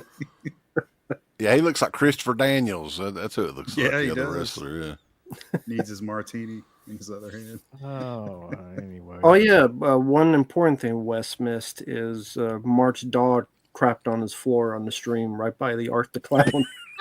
Yeah. We're definitely making a clip out of that. Yeah. You got to clip the part where Rambo says he hopes that happens, and then it did happen later. It did happen. We'll put it in slow motion. Yeah, somewhere earlier, I forget the reason why. He says something, and I saw the dog. I'm like, I hope he pisses on your Art the Clown. And apparently, like 10 minutes later, so it did. It crapped right by it. I didn't know Mark had a dog. We didn't either until tonight. Yeah. Sean says, Mark and Bill, have you guys seen the Anderson tapes, the Jazz Singer, the Bear, the Sting, Casablanca, or Mr. Smith? Okay, let's go through these. Have we seen the Anderson tapes? No. That's a Sean Connery film back in the day. The Jazz Singer. Is that the one with Roy Schneider? No, that's Neil Diamond, this one. Oh, Neil Diamond. Right. Neil Diamond was an actor. Yeah, I know what it is, and no, I haven't. Nope. I would never watch that. The Bear. Is that the Danny DeVito one? No, that's Jack the Bear. This is the one that's just an actual bear. That It's actually almost was like a nature No. movie or something. Yeah, pretty much. Yeah, I've The seen that. Sting I actually have seen with Robert Redford. Yeah, I remember that. That's a good movie. Casablanca I've seen. And Mr. Smith Goes to Washington. I've never seen Mr. Smith Goes to Washington. Do you like Casablanca? It's all right. Yeah, it's fine. I mean, I don't go out of my way to watch it every Yeah, week. it ain't gonna blow my skirt up or anything, but it's fine. Let's see. Maybe the next round you'll be in Kentucky. Yeah. That'd be killer. What are y'all's thoughts of the DC of Little Shop of Horrors? Director's cut. I hear it's a bit more depressing than the original. And which cut do you all prefer? At the end of that one, isn't that the one where the plant actually takes over and everything? And Yeah, eats all the every- characters, and the big giant ones are like Godzilla around the city, destroying everything. That's the director's cut. It's the down. Frank Oz version. wanted. yeah.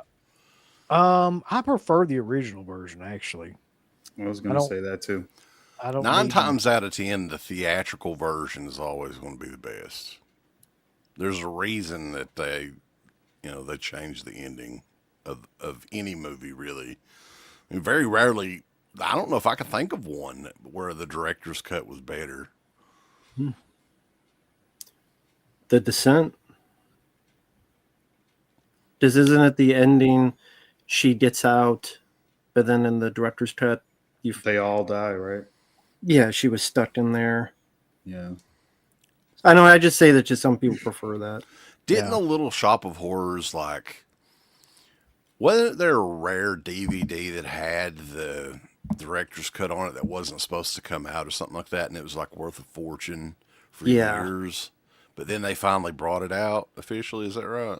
That's right. Okay. Yeah, because I think I watched it on YouTube at one time or something before the Blu-ray or whenever they officially released it again, at least. Yeah, but for me, I agree. I prefer theatrical. I think it just fits the tone, and because the other one is just the tone just does a 180, and I prefer the way it ended. I have very vague memories of seeing that in a movie theater. I was a very young kid. I don't know what year that came out, but that would have come out in the creature effects and all that stuff. It was just captivating as hell to a little kid. It still holds up, actually. When the hell is Slurpee dropping Hunter's blood? That's a good fucking question. I figured it would have already been at least announced. The pre-order would be up or whatever, but it's Felcher, so what do you expect, man? Mark looks like Osama bin Laden. What? Hell. We're gonna get into this shit now. Oh shit! It's never gonna stop. Mark looks like D Wallace a little bit. Just random bugging people.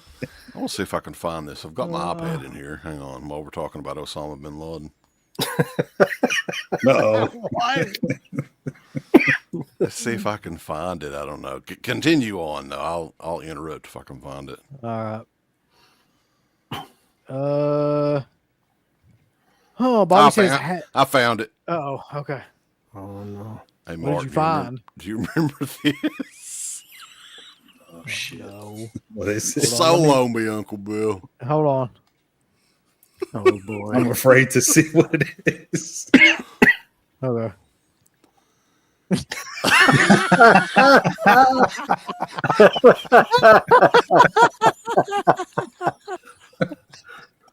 Why is that so cute?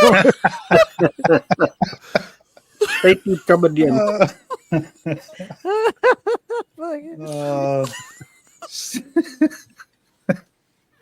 Bulls. Yes, I remember you doing that. I remember. That's the best thing here. Oh, shit. Oh man. Why do you still have that? I don't delete anything. That's probably a screensaver, Mark. No, my method is I just don't delete anything at all. Okay. Bobby says he's back. He says, have you seen Michael Myers versus Jason versus Freddy fan films where Freddy Krueger just makes noises and uses subtitles? No. Wait, you found something else. Uh-oh. What? Bulls. I'm just maybe it's late, Yeah. but I've got to show this. This is just fucking. I forgot about doing this. This has probably been 2 or 3 years ago. So, see if you can put. I don't know if you can see the text. God damn it. Let's see. Say? Can't Wait, see it. about had it. Hang on. Fuck. Can't see it. Hang on. Let me adjust the brightness on it.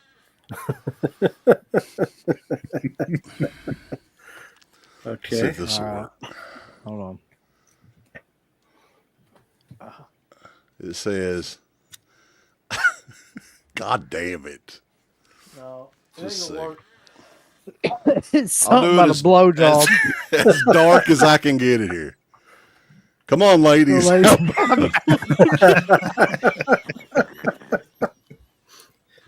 How did that come about? That was when Jay was posting all those fucking photos Oh, on Facebook or whatever. Come on, ladies. How about a blowjob? Tired of people saying the producer's cut of Halloween 6 is better. The theatrical cut's way better. That's true. Yeah. Theatrical cut all the way. What do you think about this, Rambo? Richard Donner's cut of Superman 2 isn't good. I agree. I like the original cut. I like the one that was released.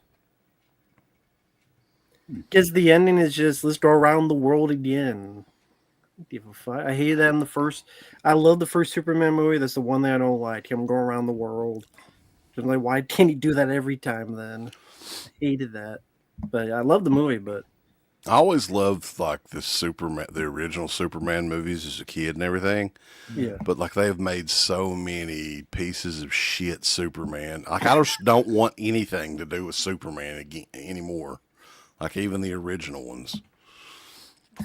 Tainted, baby. Wow. Tainted the Superman legacy. What was the last one you saw? What to CK? Man of Steel was the last one that I saw. Yeah. Yeah, that would do it. I tried. I also did try to watch Superman versus Batman, but it was like the director's cut version. It's like 9 hours long or whatever the hell it is. And I just couldn't. I was like, fuck it. Their life is too short. I'm turning this shit off. I don't know why, but I thought you were going to say Superman versus Predator. That'd be the best idea for a movie ever. It'd been better than Batman versus Superman. That's for sure. That movie was pure ass. There's pickle slushies being sold at Sonic, everyone. What the fuck? Just so you know. Nah. I'll pass on that. People fucking drink a piss slushy. Jay's balls are always Tastier. about to fall out and over. Fucking Jay, man. He's a legend. Okay, will Bobby's ask- back. Oh yeah, Go ahead. Well, we need to do this first. I'll ask All that right. after. We got to do this. When my mind is busy with other stuff and something, I thought Uncle Bill is saying Gark instead of Mark. I am. So that's your name from now on, Mark. You're going to be Gark. Stuntman This Gark. point. Yeah, this point forward. But I was going to mention, it was on Discord. You guys have mentioned before that I believe Sean Clark had mentioned 2027 is probably when the mall will be going. And I know you guys are going there. And any thoughts? I mean, Grant's just, it's a piece of history, but at the same time, it's just too expensive to keep going. No one was going to come in to grab it because just to keep that going, the amount of space, the amount just electricity, it's just too much. It's just one of those things of it was bound to happen eventually. Will there be like a little bit of sadness or kind of an intrigue that you guys may be some of the last ones to be there when you guys go? Here's the thing though, and as I'm trying to get this across to people, we've got right now to go see the fucking mall. Like if you want to go, you've got a chance. So what is it? The summer of 2027 is the proposed date, or around that. Yeah. So they're going to do at least one other show after this, maybe two. Book it, man. Fucking come up there and check it out, because like it's, as far as landmarks go from classic horror movies, it's maybe the biggest that's still in the same exact spot it was. You know, you can go visit the Halloween house, kinda, but they moved it down the road. The Texas Chainsaw Massacre house is in another fucking town or whatever. But I mean, this is the same exact mall, same location. There's not too many like it. So, I mean, get your ass out here. That's all I can say. It's a unique thing to me, though, because that's like the only mall that has that kind of backstory, right? So, other than like maybe like Mall of America and Lex Luger coming out and all that shit, but they're not preserving that for Lex Luger. But like it's the only mall where like it actually does have historical significance to it because of a movie. So I have like mixed feelings about it. On the one hand, like I know that they're not going to be able to save it. Like there's all these people that want to do these petitions and things like they're not going to, like Walmart don't give a shit. They wipe their ass with petitions. Yeah. But on the other hand, I'm kind of like, that is kind of shitty, because that is one of the only landmarks like that you can go to and visit, and still has, you know, thousands of people go to that place a year. It's just fucking weird. It's going to be just gone. Mm-hmm. But it is. So I'm going to write to my congressman. It is, we were talking about this too. That is one of the oldest malls in the whole United States. I think it was built in like the late 60s. So it's lasted a lot longer than thousands of other malls. But yeah, I mean, anybody that wants to get up there and check the mall out, come on, boss. Mark, I'm calling you out, brother. Get your ass up there. I would. It's just in drive, man. Like that's too long of a drive. You fucking fly up there, man. Use one of your private jets. Sell like a corner of your sofa. Yeah. Well, you Mark to come up there. We gotta get Mark up there so he can take us out to one of them Brazilian steakhouses, and I can eat like $600 worth of steak and make him pay for it. Williams Wrestling Hub. Oh, go ahead. I want to say one other quick question to follow that up. Is there a place, whether from a horror film or another, that maybe got destroyed long ago, that you go, you know what, I would love to have visited that one time? Yep. Whether it was in the past, whatever movie it would have been, doesn't even have to be a horror movie, but like, you know what, I wish I could have visited that house or that location or something. Is there one place you could think of? Evil Dead's cabin. I was gonna say that. You took the words out of my mouth. I was just about to say that. And people nowadays are like, I got a rock from it. It's like, shut the fuck up. I got a piece of tin from the roof, boss. Yeah. What's funny is that's not very far from where we live. No. Like it's in like what? Northeastern Tennessee or something like that, I think. Maybe like 2.5, 3 hours from us. But yeah, like it's private property. You got to be really careful going in there, because I heard there's some really crazy shit kickers that own it. But I mean, what you going? You can see the foundation and the damn chimney or whatever. That's all that's left. Yeah. I'm trying to think of anything else like this. The Texas Chainsaw House at the original location would be one. I think it was in the early 90s. There was somebody that shot like home video footage, and talk about creepy. Holy shit. Like it was before they moved it to the other town and renovated it and everything. The wallpaper and all that shit was exactly the same inside that house. So I mean, maybe go back in time and check it out then would have been really cool. Yeah.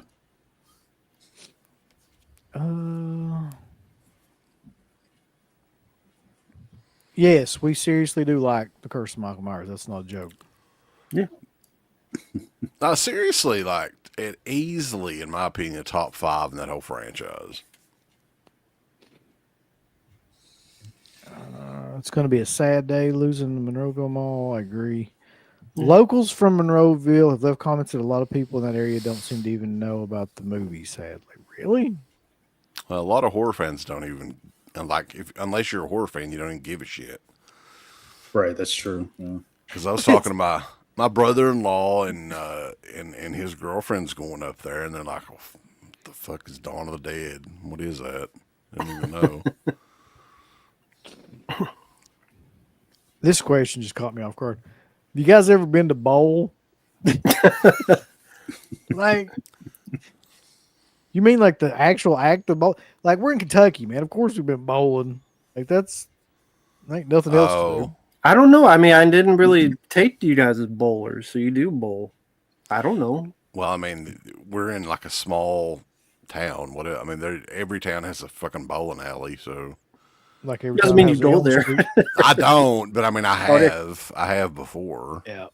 Yeah, none of us bowl on a regular basis or anything like that now, but I'm just saying, like, we have been before several times. On the road to bowl. We've had shitty bowling alley pizza and the Birthday bowling party. alley.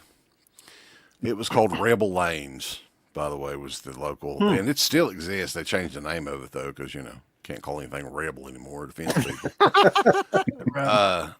But yeah, they had video games and stuff. Like I think whenever we would go there as kids, I would play like Street Fighter 2 and NBA Jam and stuff like that more than actually bowling.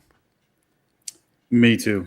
I go every now and again, probably every few months. They have an insanely nice arcade, tons of new games, a lot of older stuff too. So it's a good time.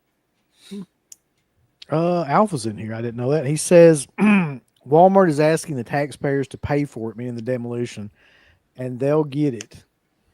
Yep, they will. Yeah. Everybody's going to pay Walmart one way or another. Everybody's got a price for $1 million Walmart. The Poltergeist house is still there. I personally went to it. It went on sale for the first time in 42 years in Simi Valley, California. I guess another place I would like to visit if it was demolished long ago was probably the house at the end of Blair Witch. Would have been cool to walk around there. Yeah. Yeah, they had, I guess the owners of that property had it destroyed because people were just coming by and destroying it themselves. Yeah. Jesus. And it was very, it was probably the same year the movie came out, right? It was destroyed, or a year or two. Yeah. Assholes. Such a shithead. Del Toro or Fulci? That's not even a question. That shouldn't even be in there. You didn't answer the question.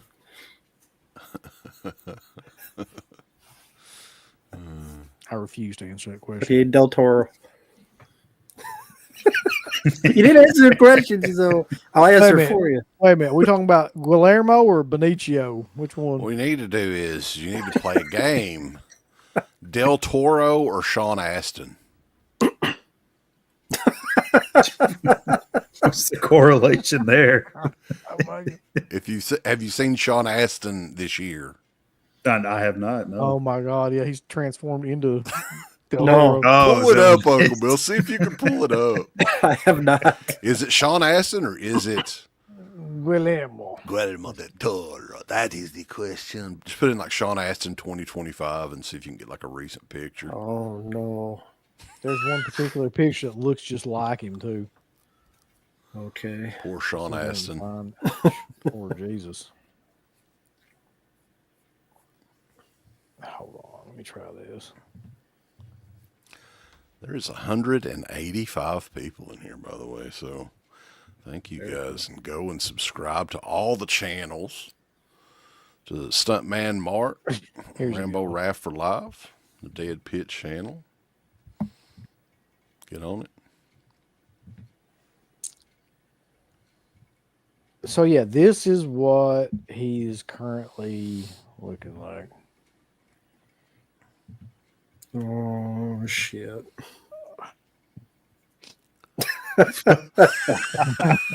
Okay, I just see it. Yeah, exactly. His hair just needs to be a little bit longer. He's literally transforming into Guillermo del Toro. Wow. Oh my! That is wild. Let's see. What we got here? Oh, yeah, of course, the Overlook, too. Oh, yeah. Hmm. Yeah, that'd be a really good one. This will be funny. Thoughts on Ryback? Waste of money. Waste of money. I mean, that's the same thing I think about Rusev. As soon as I see that guy come out, I'm like, look at this fucking waste of time.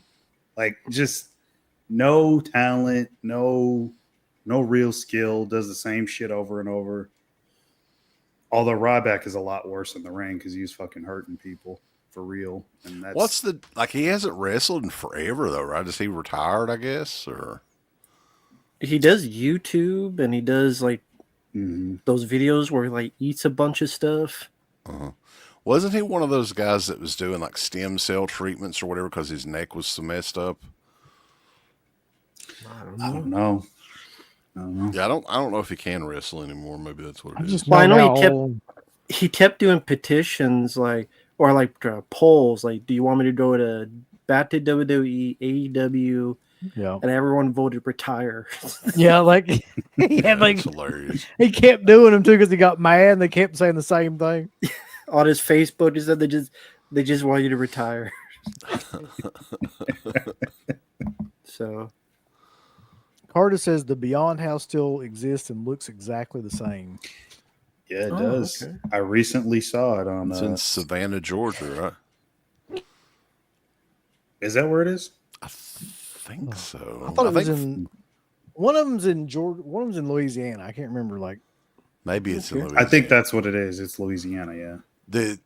Something's in Savannah, Georgia, though too. Like, is it the cemetery that's from the? There's something from the Beyond, or it's either Beyond or City of Living Dead that's in Savannah. I can't remember what it is though. It's that bridge, isn't it? Isn't the bridge in Savannah? Or no, the bridge is in. I fucking don't know. I can't remember. It's too late. Figure that. What's your guys' favorite Tales from the Dark Side episode? Trick or Treat is my favorite episode. The first pilot episode. Trick or Treat, some bitch. Damn straight. I haven't seen enough to give a fair opinion on it. I didn't grow up with the show. Neither did I. Is the Trick or Treat episode is the one with the witch? Is that right? Yeah, it's the one where the little kid's trying to save his like dad's farm or house or whatever from the guy, and he'll like give him money if they can make it through the haunted house. It's the grandpa from Lost Boys that's in that episode. Yeah, okay. Or somebody that looks like the grandpa from Lost Boys. I can't remember.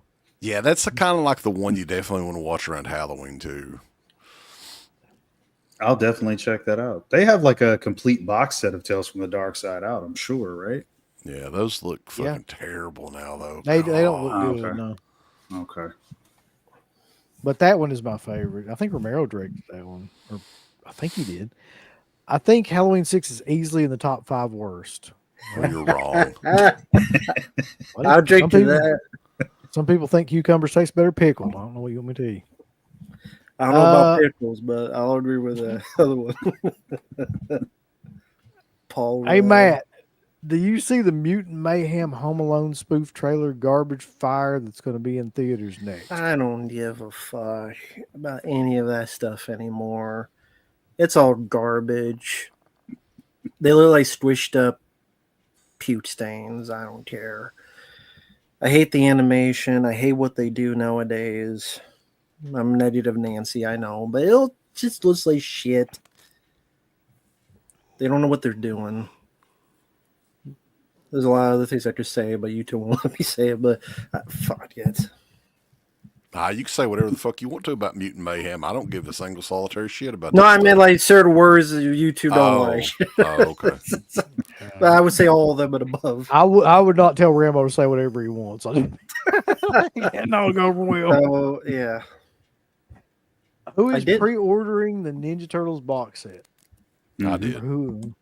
I think all of y'all did. I did not. I think I'm the only person that didn't. That's cool. God damn it. Ain't nobody seen this fucking movie. Nobody wants to see it either. Stop So shit. it came out this weekend? Yeah, it did. Really? Yep. Isn't it weird? Like, because I still have we have DirecTV. I don't see movie ads on TV anymore and commercials. I just don't see any of them really. I see everything on YouTube and Instagram. It seems like they put more stuff on social media now than ever. Yeah. Must be because like they're not putting them on actual television anymore. Do y'all remember this one too? The Tom Savini one with the little Lizzie. Yeah. That was one of the more popular ones, I think. Yeah. That was a cool one. That was his first directing role too, right? Didn't he direct that? I think he did, yeah. Yeah. Okay, so Fulci filmed The Cemetery in City in Savannah. Okay. That makes sense. Anybody seen the new Naked Gun movie? I have not. I'll probably never watch it. Rambo's having technical difficulties over here.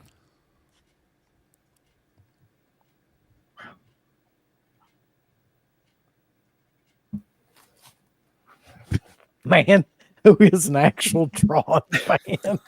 It's ironic. You guys were talking about it. My mom stopped by to visit, and she went to like a rummage sale, and this was for free. Oh wow! For free, cool. So she gave this to me and then left. So I'm like, okay, that's ironic. Like people were talking about, yeah, I got this for free, so because they gave it to her for free, I guess. The price is right, man. And it's brand new. It's not even opened. Wow, that's badass. So, and yeah, that's the one you were talking about, the Lizzie thing. Yeah, Tom Savini. Oh, okay. Yeah, I don't have that one. I have they did them individually first, of course, and then they released them all together. Favorite dark comedy horror film? I guess could you consider Reanimator one? We were just talking about. Definitely, yeah. New Candyman. Return of the Living Dead. The new Candyman. What's that called, CK? What's the Candyman versus white people? Yeah, that one. What about Blood Diner? That's a dark comedy. That's a great one. Yeah. Yeah. Bloodsucking Freaks. Troll 2. Would The Burbs be it? One? Yeah, it would. I would say so. Yeah. Yeah, that's one of mine. Yeah, definitely. How would you guys feel if Lance Henriksen played Terminator before Arnold? Arnold was perfect for that. It's hard to see anybody else than him in it. I can't see Lance. He's in the first movie, in the second one. Yeah, I mean, it would have been interesting to kind of see after the fact, but yeah, I think if Lance Henriksen ended up being the Terminator, it's probably not a movie we wouldn't be talking about.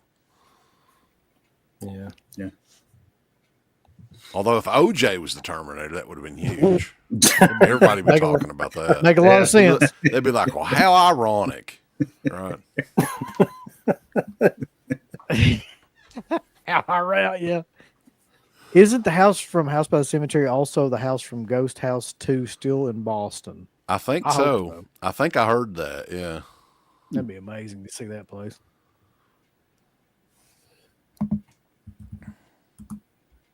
We did interview the little girl from House by the Cemetery, though, Sylvia. Yeah. Killer. She's a killer. Like, if anybody has a chance to meet her at a convention, she's like a huge horror movie fan, too. So not Linda Blair, like. Yeah, the anti-Linda Blair. Let's talk about Uncle Bill's thoughts on Linda Blair. Yeah, let's talk about the Linda Blair situation for a second. So, for those people that don't know, she was at a convention recently, and this family did a cosplay of The Exorcist, including like everything, like the priest, the Pazuzu, all that shit. The bed. And the bed, yeah. And apparently, this is allegedly, I guess, Linda Blair absolutely like just wore them out, just talking about you shouldn't have these kids do this, and like you're bad parents, and she brought in religion into it at some point and all this other stuff.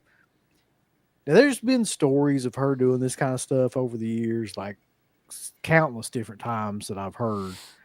And apparently she won't write certain things on like anything to do with The Exorcist. She won't like do quotes and things like that for a lot of different things. Isn't she the one Wet Movie 1 really hates? Yes.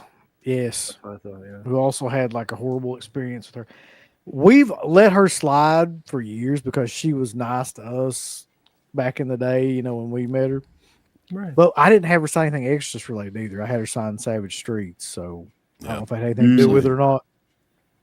But, dude, I don't.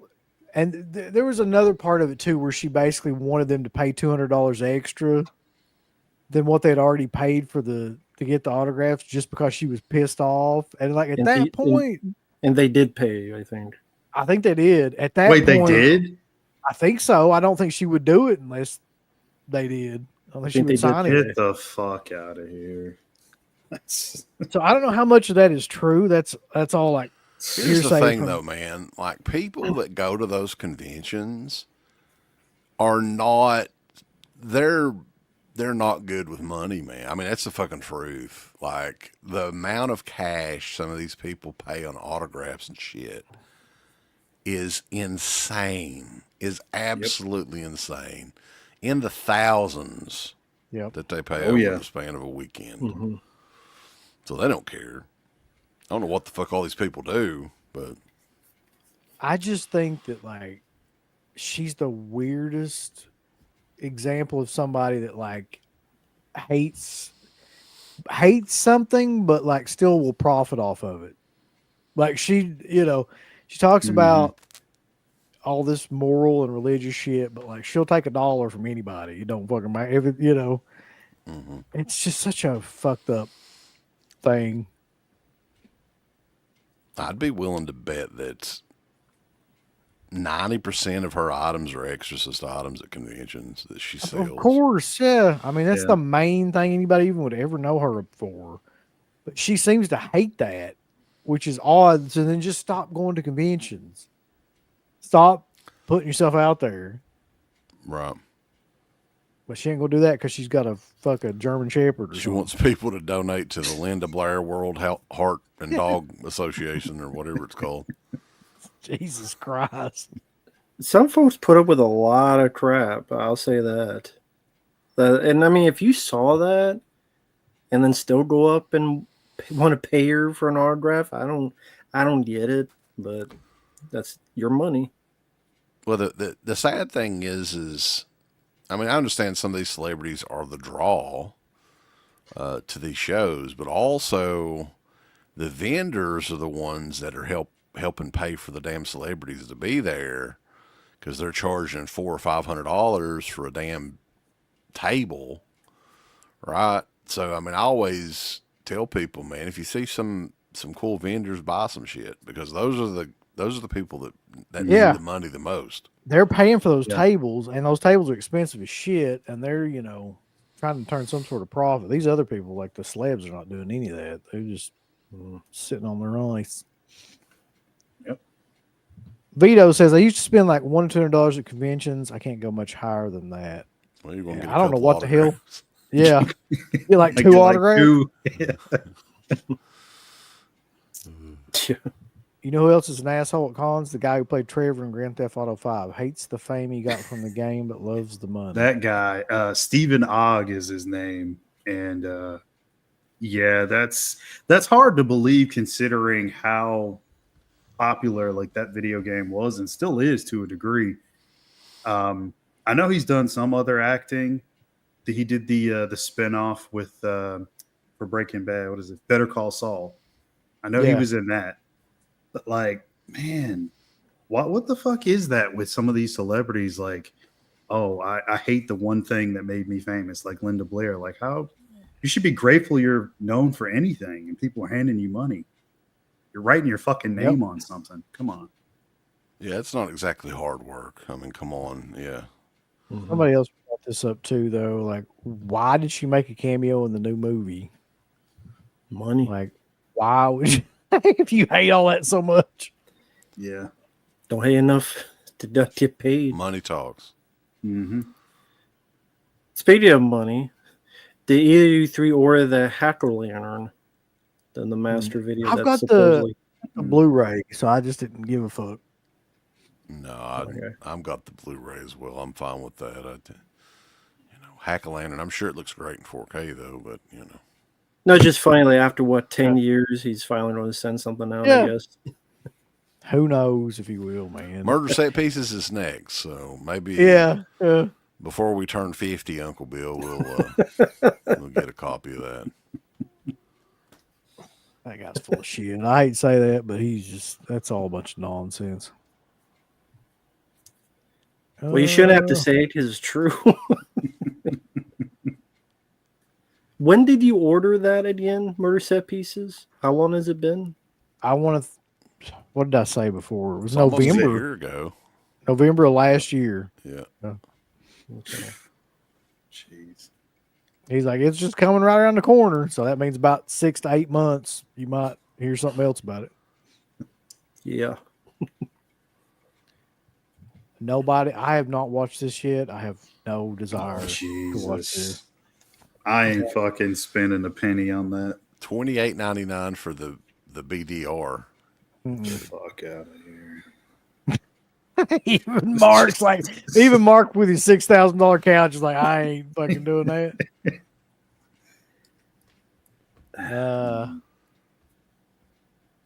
No. It's just another one of like fucking Dark Knight of the Scarecrow 2. Who asked for it? Was that like a thing that people were like, oh man, 40 years later, I'd love to see finally a sequel. So let me ask you, what if they did one from Madman? They are. Would Apparently. that intrigue you? I mean, they've been working on it.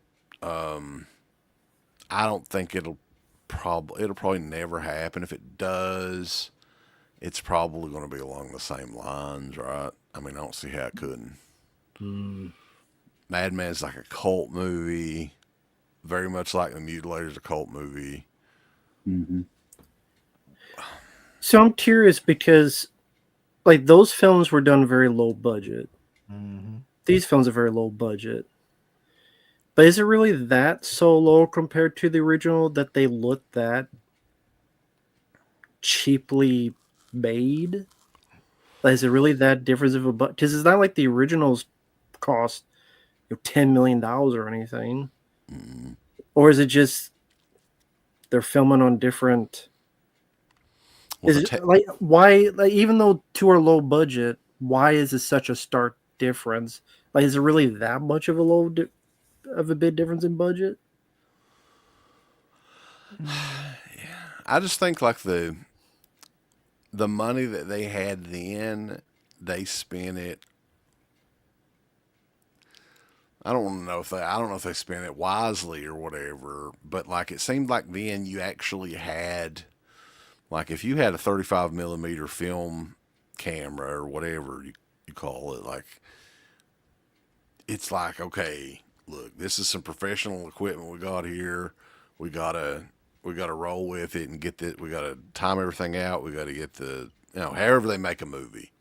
Whereas now, goddamn, well, let's get a fucking iPhone up here or whatever.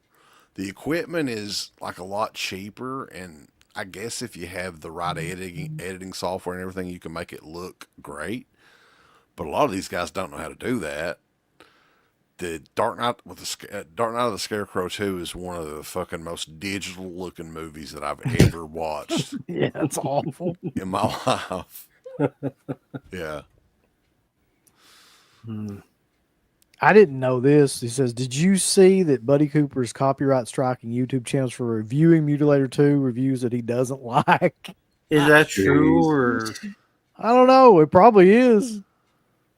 Can't imagine just making that up. You can't copyright strike it though, unless if they were using footage or even, I mean, you can for photos. I know that they've done it for photos, but as long as you're just talking about the movie, there's nothing he can really do about it.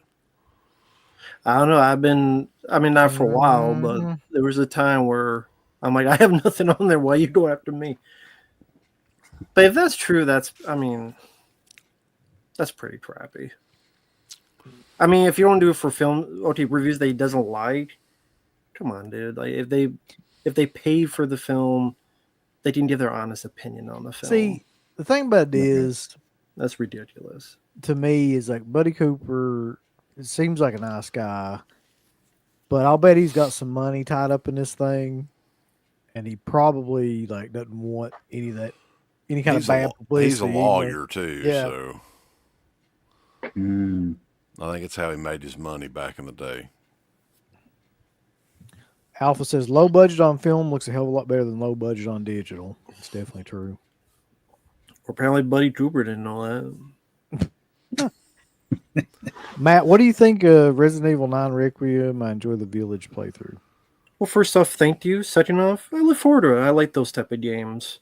You know, spooky season, I'm playing some Silent Hill games, and those are fun to do. And, yeah, I look forward to it.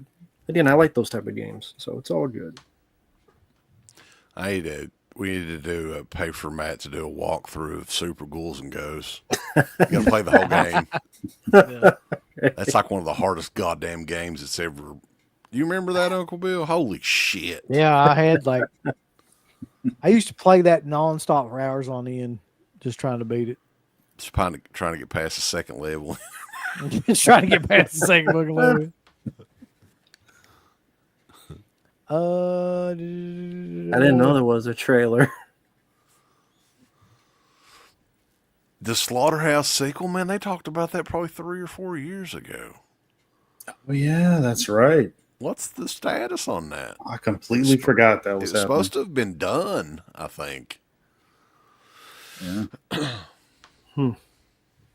Nick B with a super chat says, who's worse, Linda Blair or Christine Elise? See, I've heard stories about her too, Christine Elise, but I don't have any personal experience with her. I'll never meet her. I have no need to meet her for any reason that I can think of. She was at a show that I was at like a few years back, and everything seemed fine. People were leaving her table just fine. Who the hell is that? I don't even know who that is. She's the one from Child's Play 2. She's the sister, Andy's adoptive sister or stepsister, whatever. Who the fuck would want to meet her? That sums it up. Yeah, that look sums it up. God, well, she was in the new Chucky show, so that's probably why she had like a bit of a resurgence. No shit, I'd rather go up to the stuttering kid in Halloween 5 and get his autograph. At least I could ask him to sign it. Jamie. Today, Junior. Did you guys play those cheap Tiger handheld videos? Yes. Yeah. And they sucked ass. Yes. Like even I then like they some sucked of them. ass. No, you couldn't do shit on them things. It looks like trying to play an Etch-a-Sketch. Well, I'm sure playing now is not that fun, but like there was a couple of them that I didn't mind. Like there was a Ninja Gaiden one that was fun, and there was some sort of racing one that I liked. I hate them fucking things. They used to drive me crazy. I played the Top Gun and Ninja Turtles that was like kind of big and curved. Shit. Yeah, you just opened up a core memory for me. Remember, I forgot about that damn Top Gun thing. You remember they had like I love this game too, and it was a lot like the Tiger games, but it was big. It was a talking baseball game. I had that. And it would talk like it sounded like the spell and speak or whatever. Yeah. Had that voice. Home run. Double dribble. Remember at NES? Alpha says, how excited are you guys for Queens of the Dead? Have you seen the trailer? Not excited at all. Well, Never watching it. I can't get no. she's going to be there, Alpha. Are you excited to meet her and talk to her about it? gonna be there on Sunday. I think. I'm not coming on Sunday. Just for that reason to not run Yeah. into her. So do you think she had something actually worthwhile to say based No. on what you know about the film, or she really is cashing on the name? Exactly. That's it. Cashing on the name. I don't know if it's that or just like it's just lazy. It's just a lazy attempt to make something like zombie related. Like, and people, just because you have an idea, it doesn't mean it's a good idea to film. That's the thing people need to understand. Like, Yeah, I was just thinking the same thing, X-Ray, that Cameron Romero, his son, did a fucking zombie movie too. Like, and now what is he doing? Jacking shit. I have no idea. I didn't even know that George Romero had a daughter. It's the first time I'd ever heard about it. She's working on a movie. Good for her. Has anyone met Jake the Snake? Heard he's a dickhead. There was one year when he was at Pikeville supposedly signing, and I went there to meet him, and he wasn't there at all. He didn't show up. Uh-oh. Rambo said, "Fuck y'all." You don't like Jake the Snake either. Nope. You don't want to hear about Jake the Snake. Yeah, he does own the restaurant in Mount Sterling. We talked about that before, but yeah, he's not directing anything anymore, is he? He does look remarkably like his dad, though, when he was like the same age.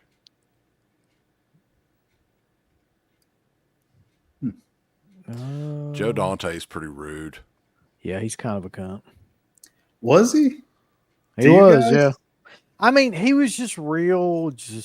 Matter of fact, here's what we got to do. Yeah. He was, when I met him, he was kind of like, I'm gonna lie, he was nice, but at the same time, he was kind of a smart ass. Yeah. I don't know. It's hard to describe. Like, I mean, I wasn't offended by anything he said or anything, but he was very. He's one of those guys. We ran into a couple guys like this that was like, well, I got stuff I got to go do. Like, I've got a lunch date. Yeah. It's like, all right, dude. Yeah, I had internet issues, so I'm using another one. So that was all.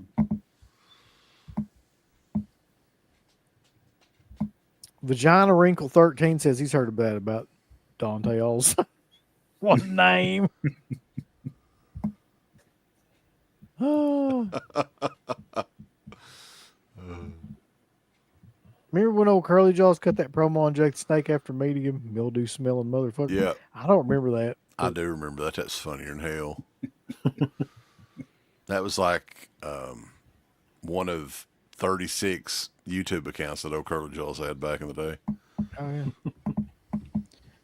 So, before we get off here, I want to bring this up real quick. I want to show a couple of things on here, releases and shit that I thought were pretty interesting. So, we're going to go to the damn Instagram page here. Who's buying this shitter? Oh, fuck. Shoestring, you ain't got no money. I didn't buy the first one. I'm not buying that. You're going to buy it. I'll probably get it eventually. It's got Night of the Dribbler in it, Mark. Everybody always talks about Night of the Dribbler. Night of the Dribbler. I don't know why. And Blood Spell. Blood Symbol. I think it's Blood Spell. Blood Thimble in there, baby. Oh, no, the other one's called Blood Thimble. And then Night of the Dribbler and then Blood Spell. Good I shit. could give a fuck about any of those. Yeah. I'm really kind of Come on now. Blood Spell now out on Blu-ray disc. All right. So if not that one, who's buying this big fucking new version of, they call her one, they've released 15 versions of this shit now. I don't need any more Thriller releases. I'm done. But this one comes with cards and a poster. Oh, yeah. A Okay. double-sided No. poster. A sticker that. sheet. That's A sticker sheet killer. Comes with a coloring book you can put them stickers in too. You know what would have been killer now? If this was my company, Oh god. I would have included a fucking a cream pie or something with it, like that you can get, because that's what's in the one-eyed cut of that movie. Get fucking like a Twinkie or something. Twinkie. Yeah, the little cream filled pie, baby. Oh my God. Come with Here's a pair of panties like that one movie. You guys remember that? Yeah. It's fucking weird ass release. here's the new Reanimator. I like that cover, man. I know some people were like, I don't think there's anything wrong with it. It's a cool cover. I think the cover of the book right there with the head and the pan, that should have been the box cover. That should have been the cover. I agree.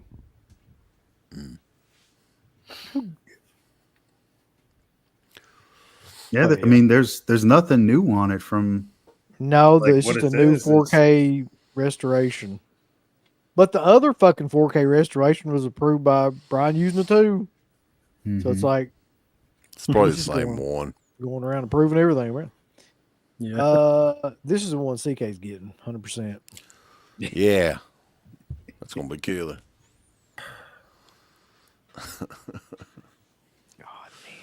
That man, they've been working on that for hell and ever, almost as long as the Hitcher, though, right? I mean, when did they first announce that? You guys remember that they were working on it? No. Yeah, It's been years. yeah, it was a while. What's new on this? New producer approved 4K restoration. New audio commentaries with a director. I can't believe Sam Neill's not on here. doing Yeah, shit where's for the new Sam Neill commentary? this. They couldn't afford his fees. He disowned him. Good. Deserves to be disowned. Babe. Oh, God. I was going to bring this up last night, but like, yeah, 4Ks of Babe and Babe Pig in the City from Keno. 110%. We have to review those, Uncle Bill. We we're have going to. Yeah.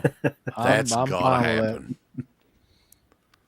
Oh, God. What else? I hope It's they not do Gordy Ticks, man. next.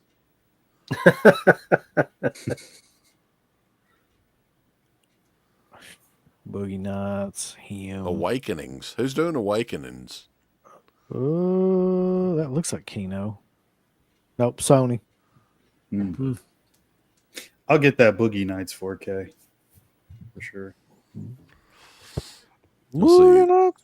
Some Look here, 4K Rambo. I know you've been waiting on it. No. Yep. Love the movie, but I'm not buying some edited version.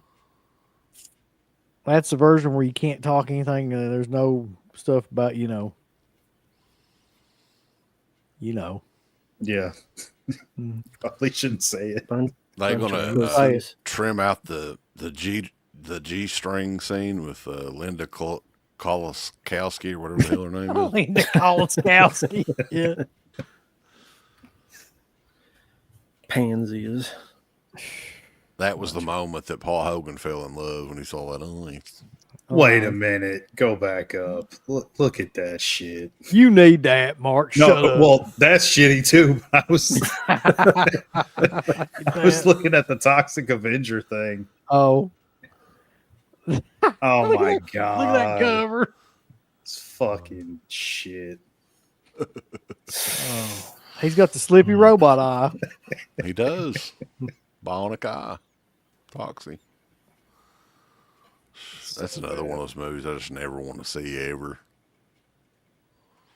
There's a lot more of those nowadays, it seems like.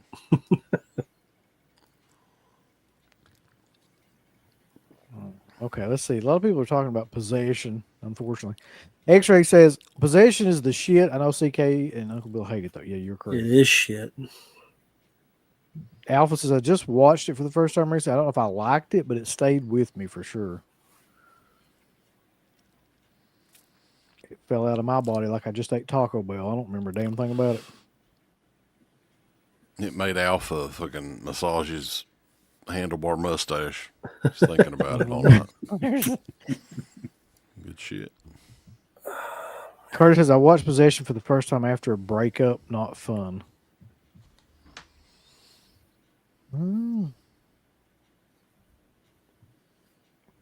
Yeah. Yeah. All right, Yeah. boys. That Predator set though, that looks horrible. I mean, I'd like to get the second film in I'm gonna tell 4K, you. but Listen, I'm just. I'm gonna not tell you buying something it. right now, Mark. You ain't gonna talk shit about this. Look at how killer that is. It's Look at that. like shit. See gels up close. Do you guys think that they'll do the individual releases eventually? Because I don't know if they will or not, man. Well, I mean, I got Predator 1 and 2 on 4K, so I don't need this. I got the So Predator they've already come out in 4K then, huh? Yeah. The first one looks great in 4K. It's the best it's ever looked.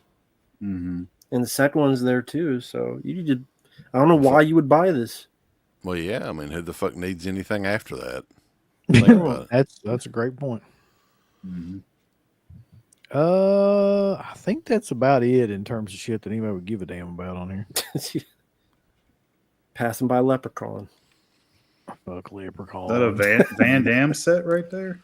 No, it's just a Lionheart 4K. Yeah, they're doing another Van Damme movie too. What was the other one that they're doing? You remember? Knockoff. Okay. From around the same time period, I think. What the fuck? I don't know. Mark Hayden. Knockoff? Like, what the fuck? Why that one? You know, something is odd though, because I was like, what was it? Bloodsport 4? Yeah. Daniel, what's his name? Daniel Bernhardt. That motherfucker is in like the new Death. He's the star of the new Death Stalker movie that came out. Did you guys see that? What the fuck? I saw the trailer, yeah. That's so. I'm like, what's the odds? Yeah, they fucking decided, oh, let's get that guy.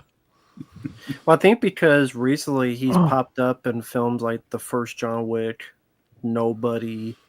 Oh, so he stayed pretty active then, huh? Yeah, he's like the jobber, where it's like they get a star, and then this guy loses to them. So he loses to Keanu Reeves in John Wick. He loses to Bob Odenkirk in Nobody. So he's been doing that recently. Super chat. There's some guy in your chat who said that he met Christina Lease and knows others who say she's rude and hates men and fat men. Jesus. Damn. Get out of here, Lord. I like there's a difference between men and fat men. What about skinny men? Is that kind of she likes them real skinny? Get your fat ass away from me. I'm Christina Lease. I like that she hates men and fat men.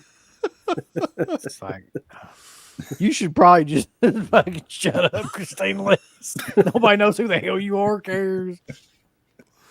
Yeah, it'd be awful to be like fucking insulted by her. Wouldn't Think about it. Exactly. be the worst? She's the Todd Steiner of C-list celebrities. That's an insult to Scott Steiner. I don't even know if she's C-list. Yeah. No, she's not even on a list. She's a fucking Right. I think people know Scott Steiner more than her. Oh yeah, for sure. Maybe like Disco Inferno. Glacier. Norman Smiley. Glacier. Mortith. Brooklyn Brawler. El Dandy. Roadblock. Heavy Machinery. You remember them? Yeah. Van Hammer. All right. This shit's going off the rails. So I guess that's it for tonight. We're about 2.5 hours into this shit. So what are we doing? Because I never know. And you're about to pass out. So quickly, with the memory that you have before you black out. Yeah, we got the thing coming up on the 30th with Felcher ranking. He's ranking the Halloween movies. So that'll be really cool. Sometime early next week, we'll hopefully have the announcement about another show with possibly a guest. We'll see. We'll see how that goes. It's scheduled and everything, but I mean, I was talking about the fucking Marianne Hagen last night, how all that went. Oh, I'm sorry. Something come up. Fuck you. 20 times. Also, if anybody is wanting these tapes, we're almost completely sold out. And from us is the only place you can get our autographs, bulls. So if you really want to devalue your tape, you got to get it through us. And this is the Halloween Horror-thon on deadpit.bigcartel.com.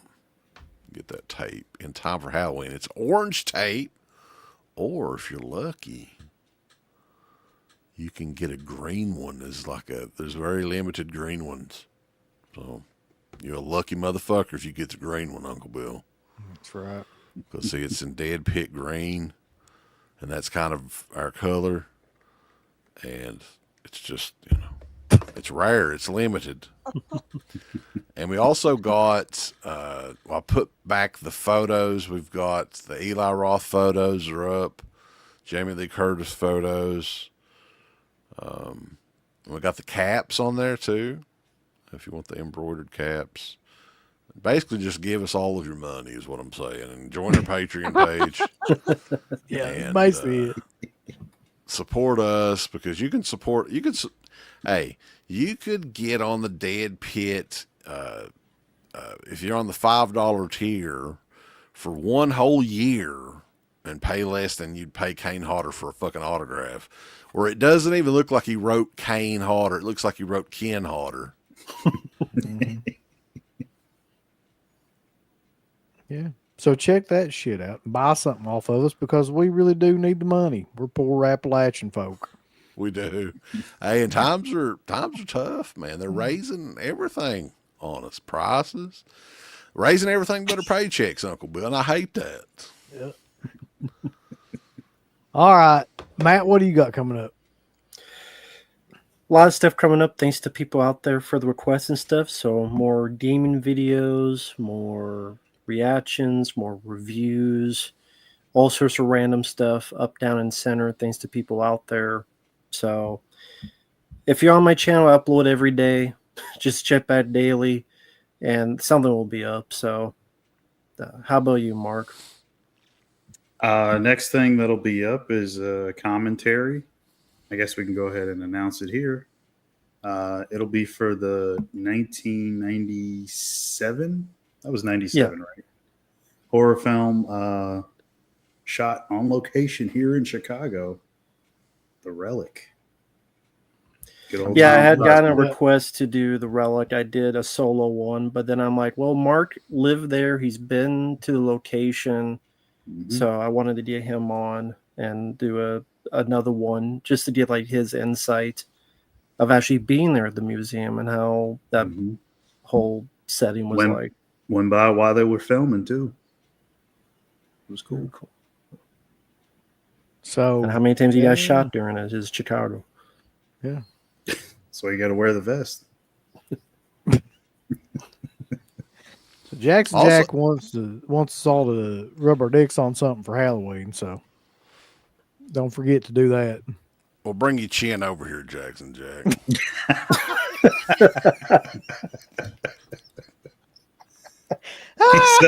He set himself up for that one. Jesus Christ. Also, we're going to be doing a show with Alpha Romero and Larry from Living Dead Weekend. We're going to be doing a live show with him before the Living Dead Weekend. I don't know if he's got an exact date and time for that, but nice. That'll be coming up as well, kind of doing like a rundown of the events. And Larry's the one that does all of the tours and everything and is just a wealth of knowledge when it comes to all things Romero. Very cool. We got something else cool coming up too that we haven't talked about. I don't think we can talk about it yet, but it's a possibility of an interview. Yeah, we'll see. I guess if it's happening, we'll let you guys know probably early next week. The other thing's for sure is nothing's for sure, and the other thing that's for sure is that everybody dies. But Friday night lives. I'll see all you bitches later. Bye. A big thanks goes out to our supporters over at Dead Pit on Patreon. DeadPitRadio.com. You can get hours upon hours of great content, right, Uncle Bill?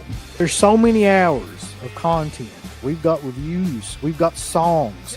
We've got live streams. We've got exclusive streams. We've got non-exclusive streams. We've got streams with all kinds of celebrities and all kinds of different old shows from the past podcast, the initial incarnation of the show.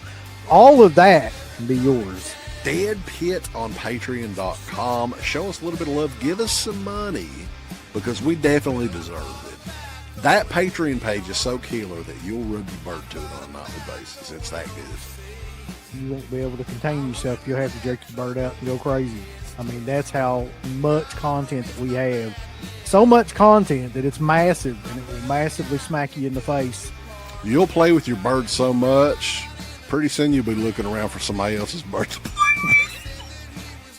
Hey everybody, it's your favorite Filipino bitch, Miss Slatko Fudd, telling you about shop.deadpit.com. Simply the best horror shirts on TeePublic. There are others, but they all suck. And it's the best goddamn deal on horror shirts you will ever see. New shirts, old shirts, all the in-between shirts. God damn it, bulls, go over to shop.deadpit.com. You ain't down with that. You can go to fucking hell.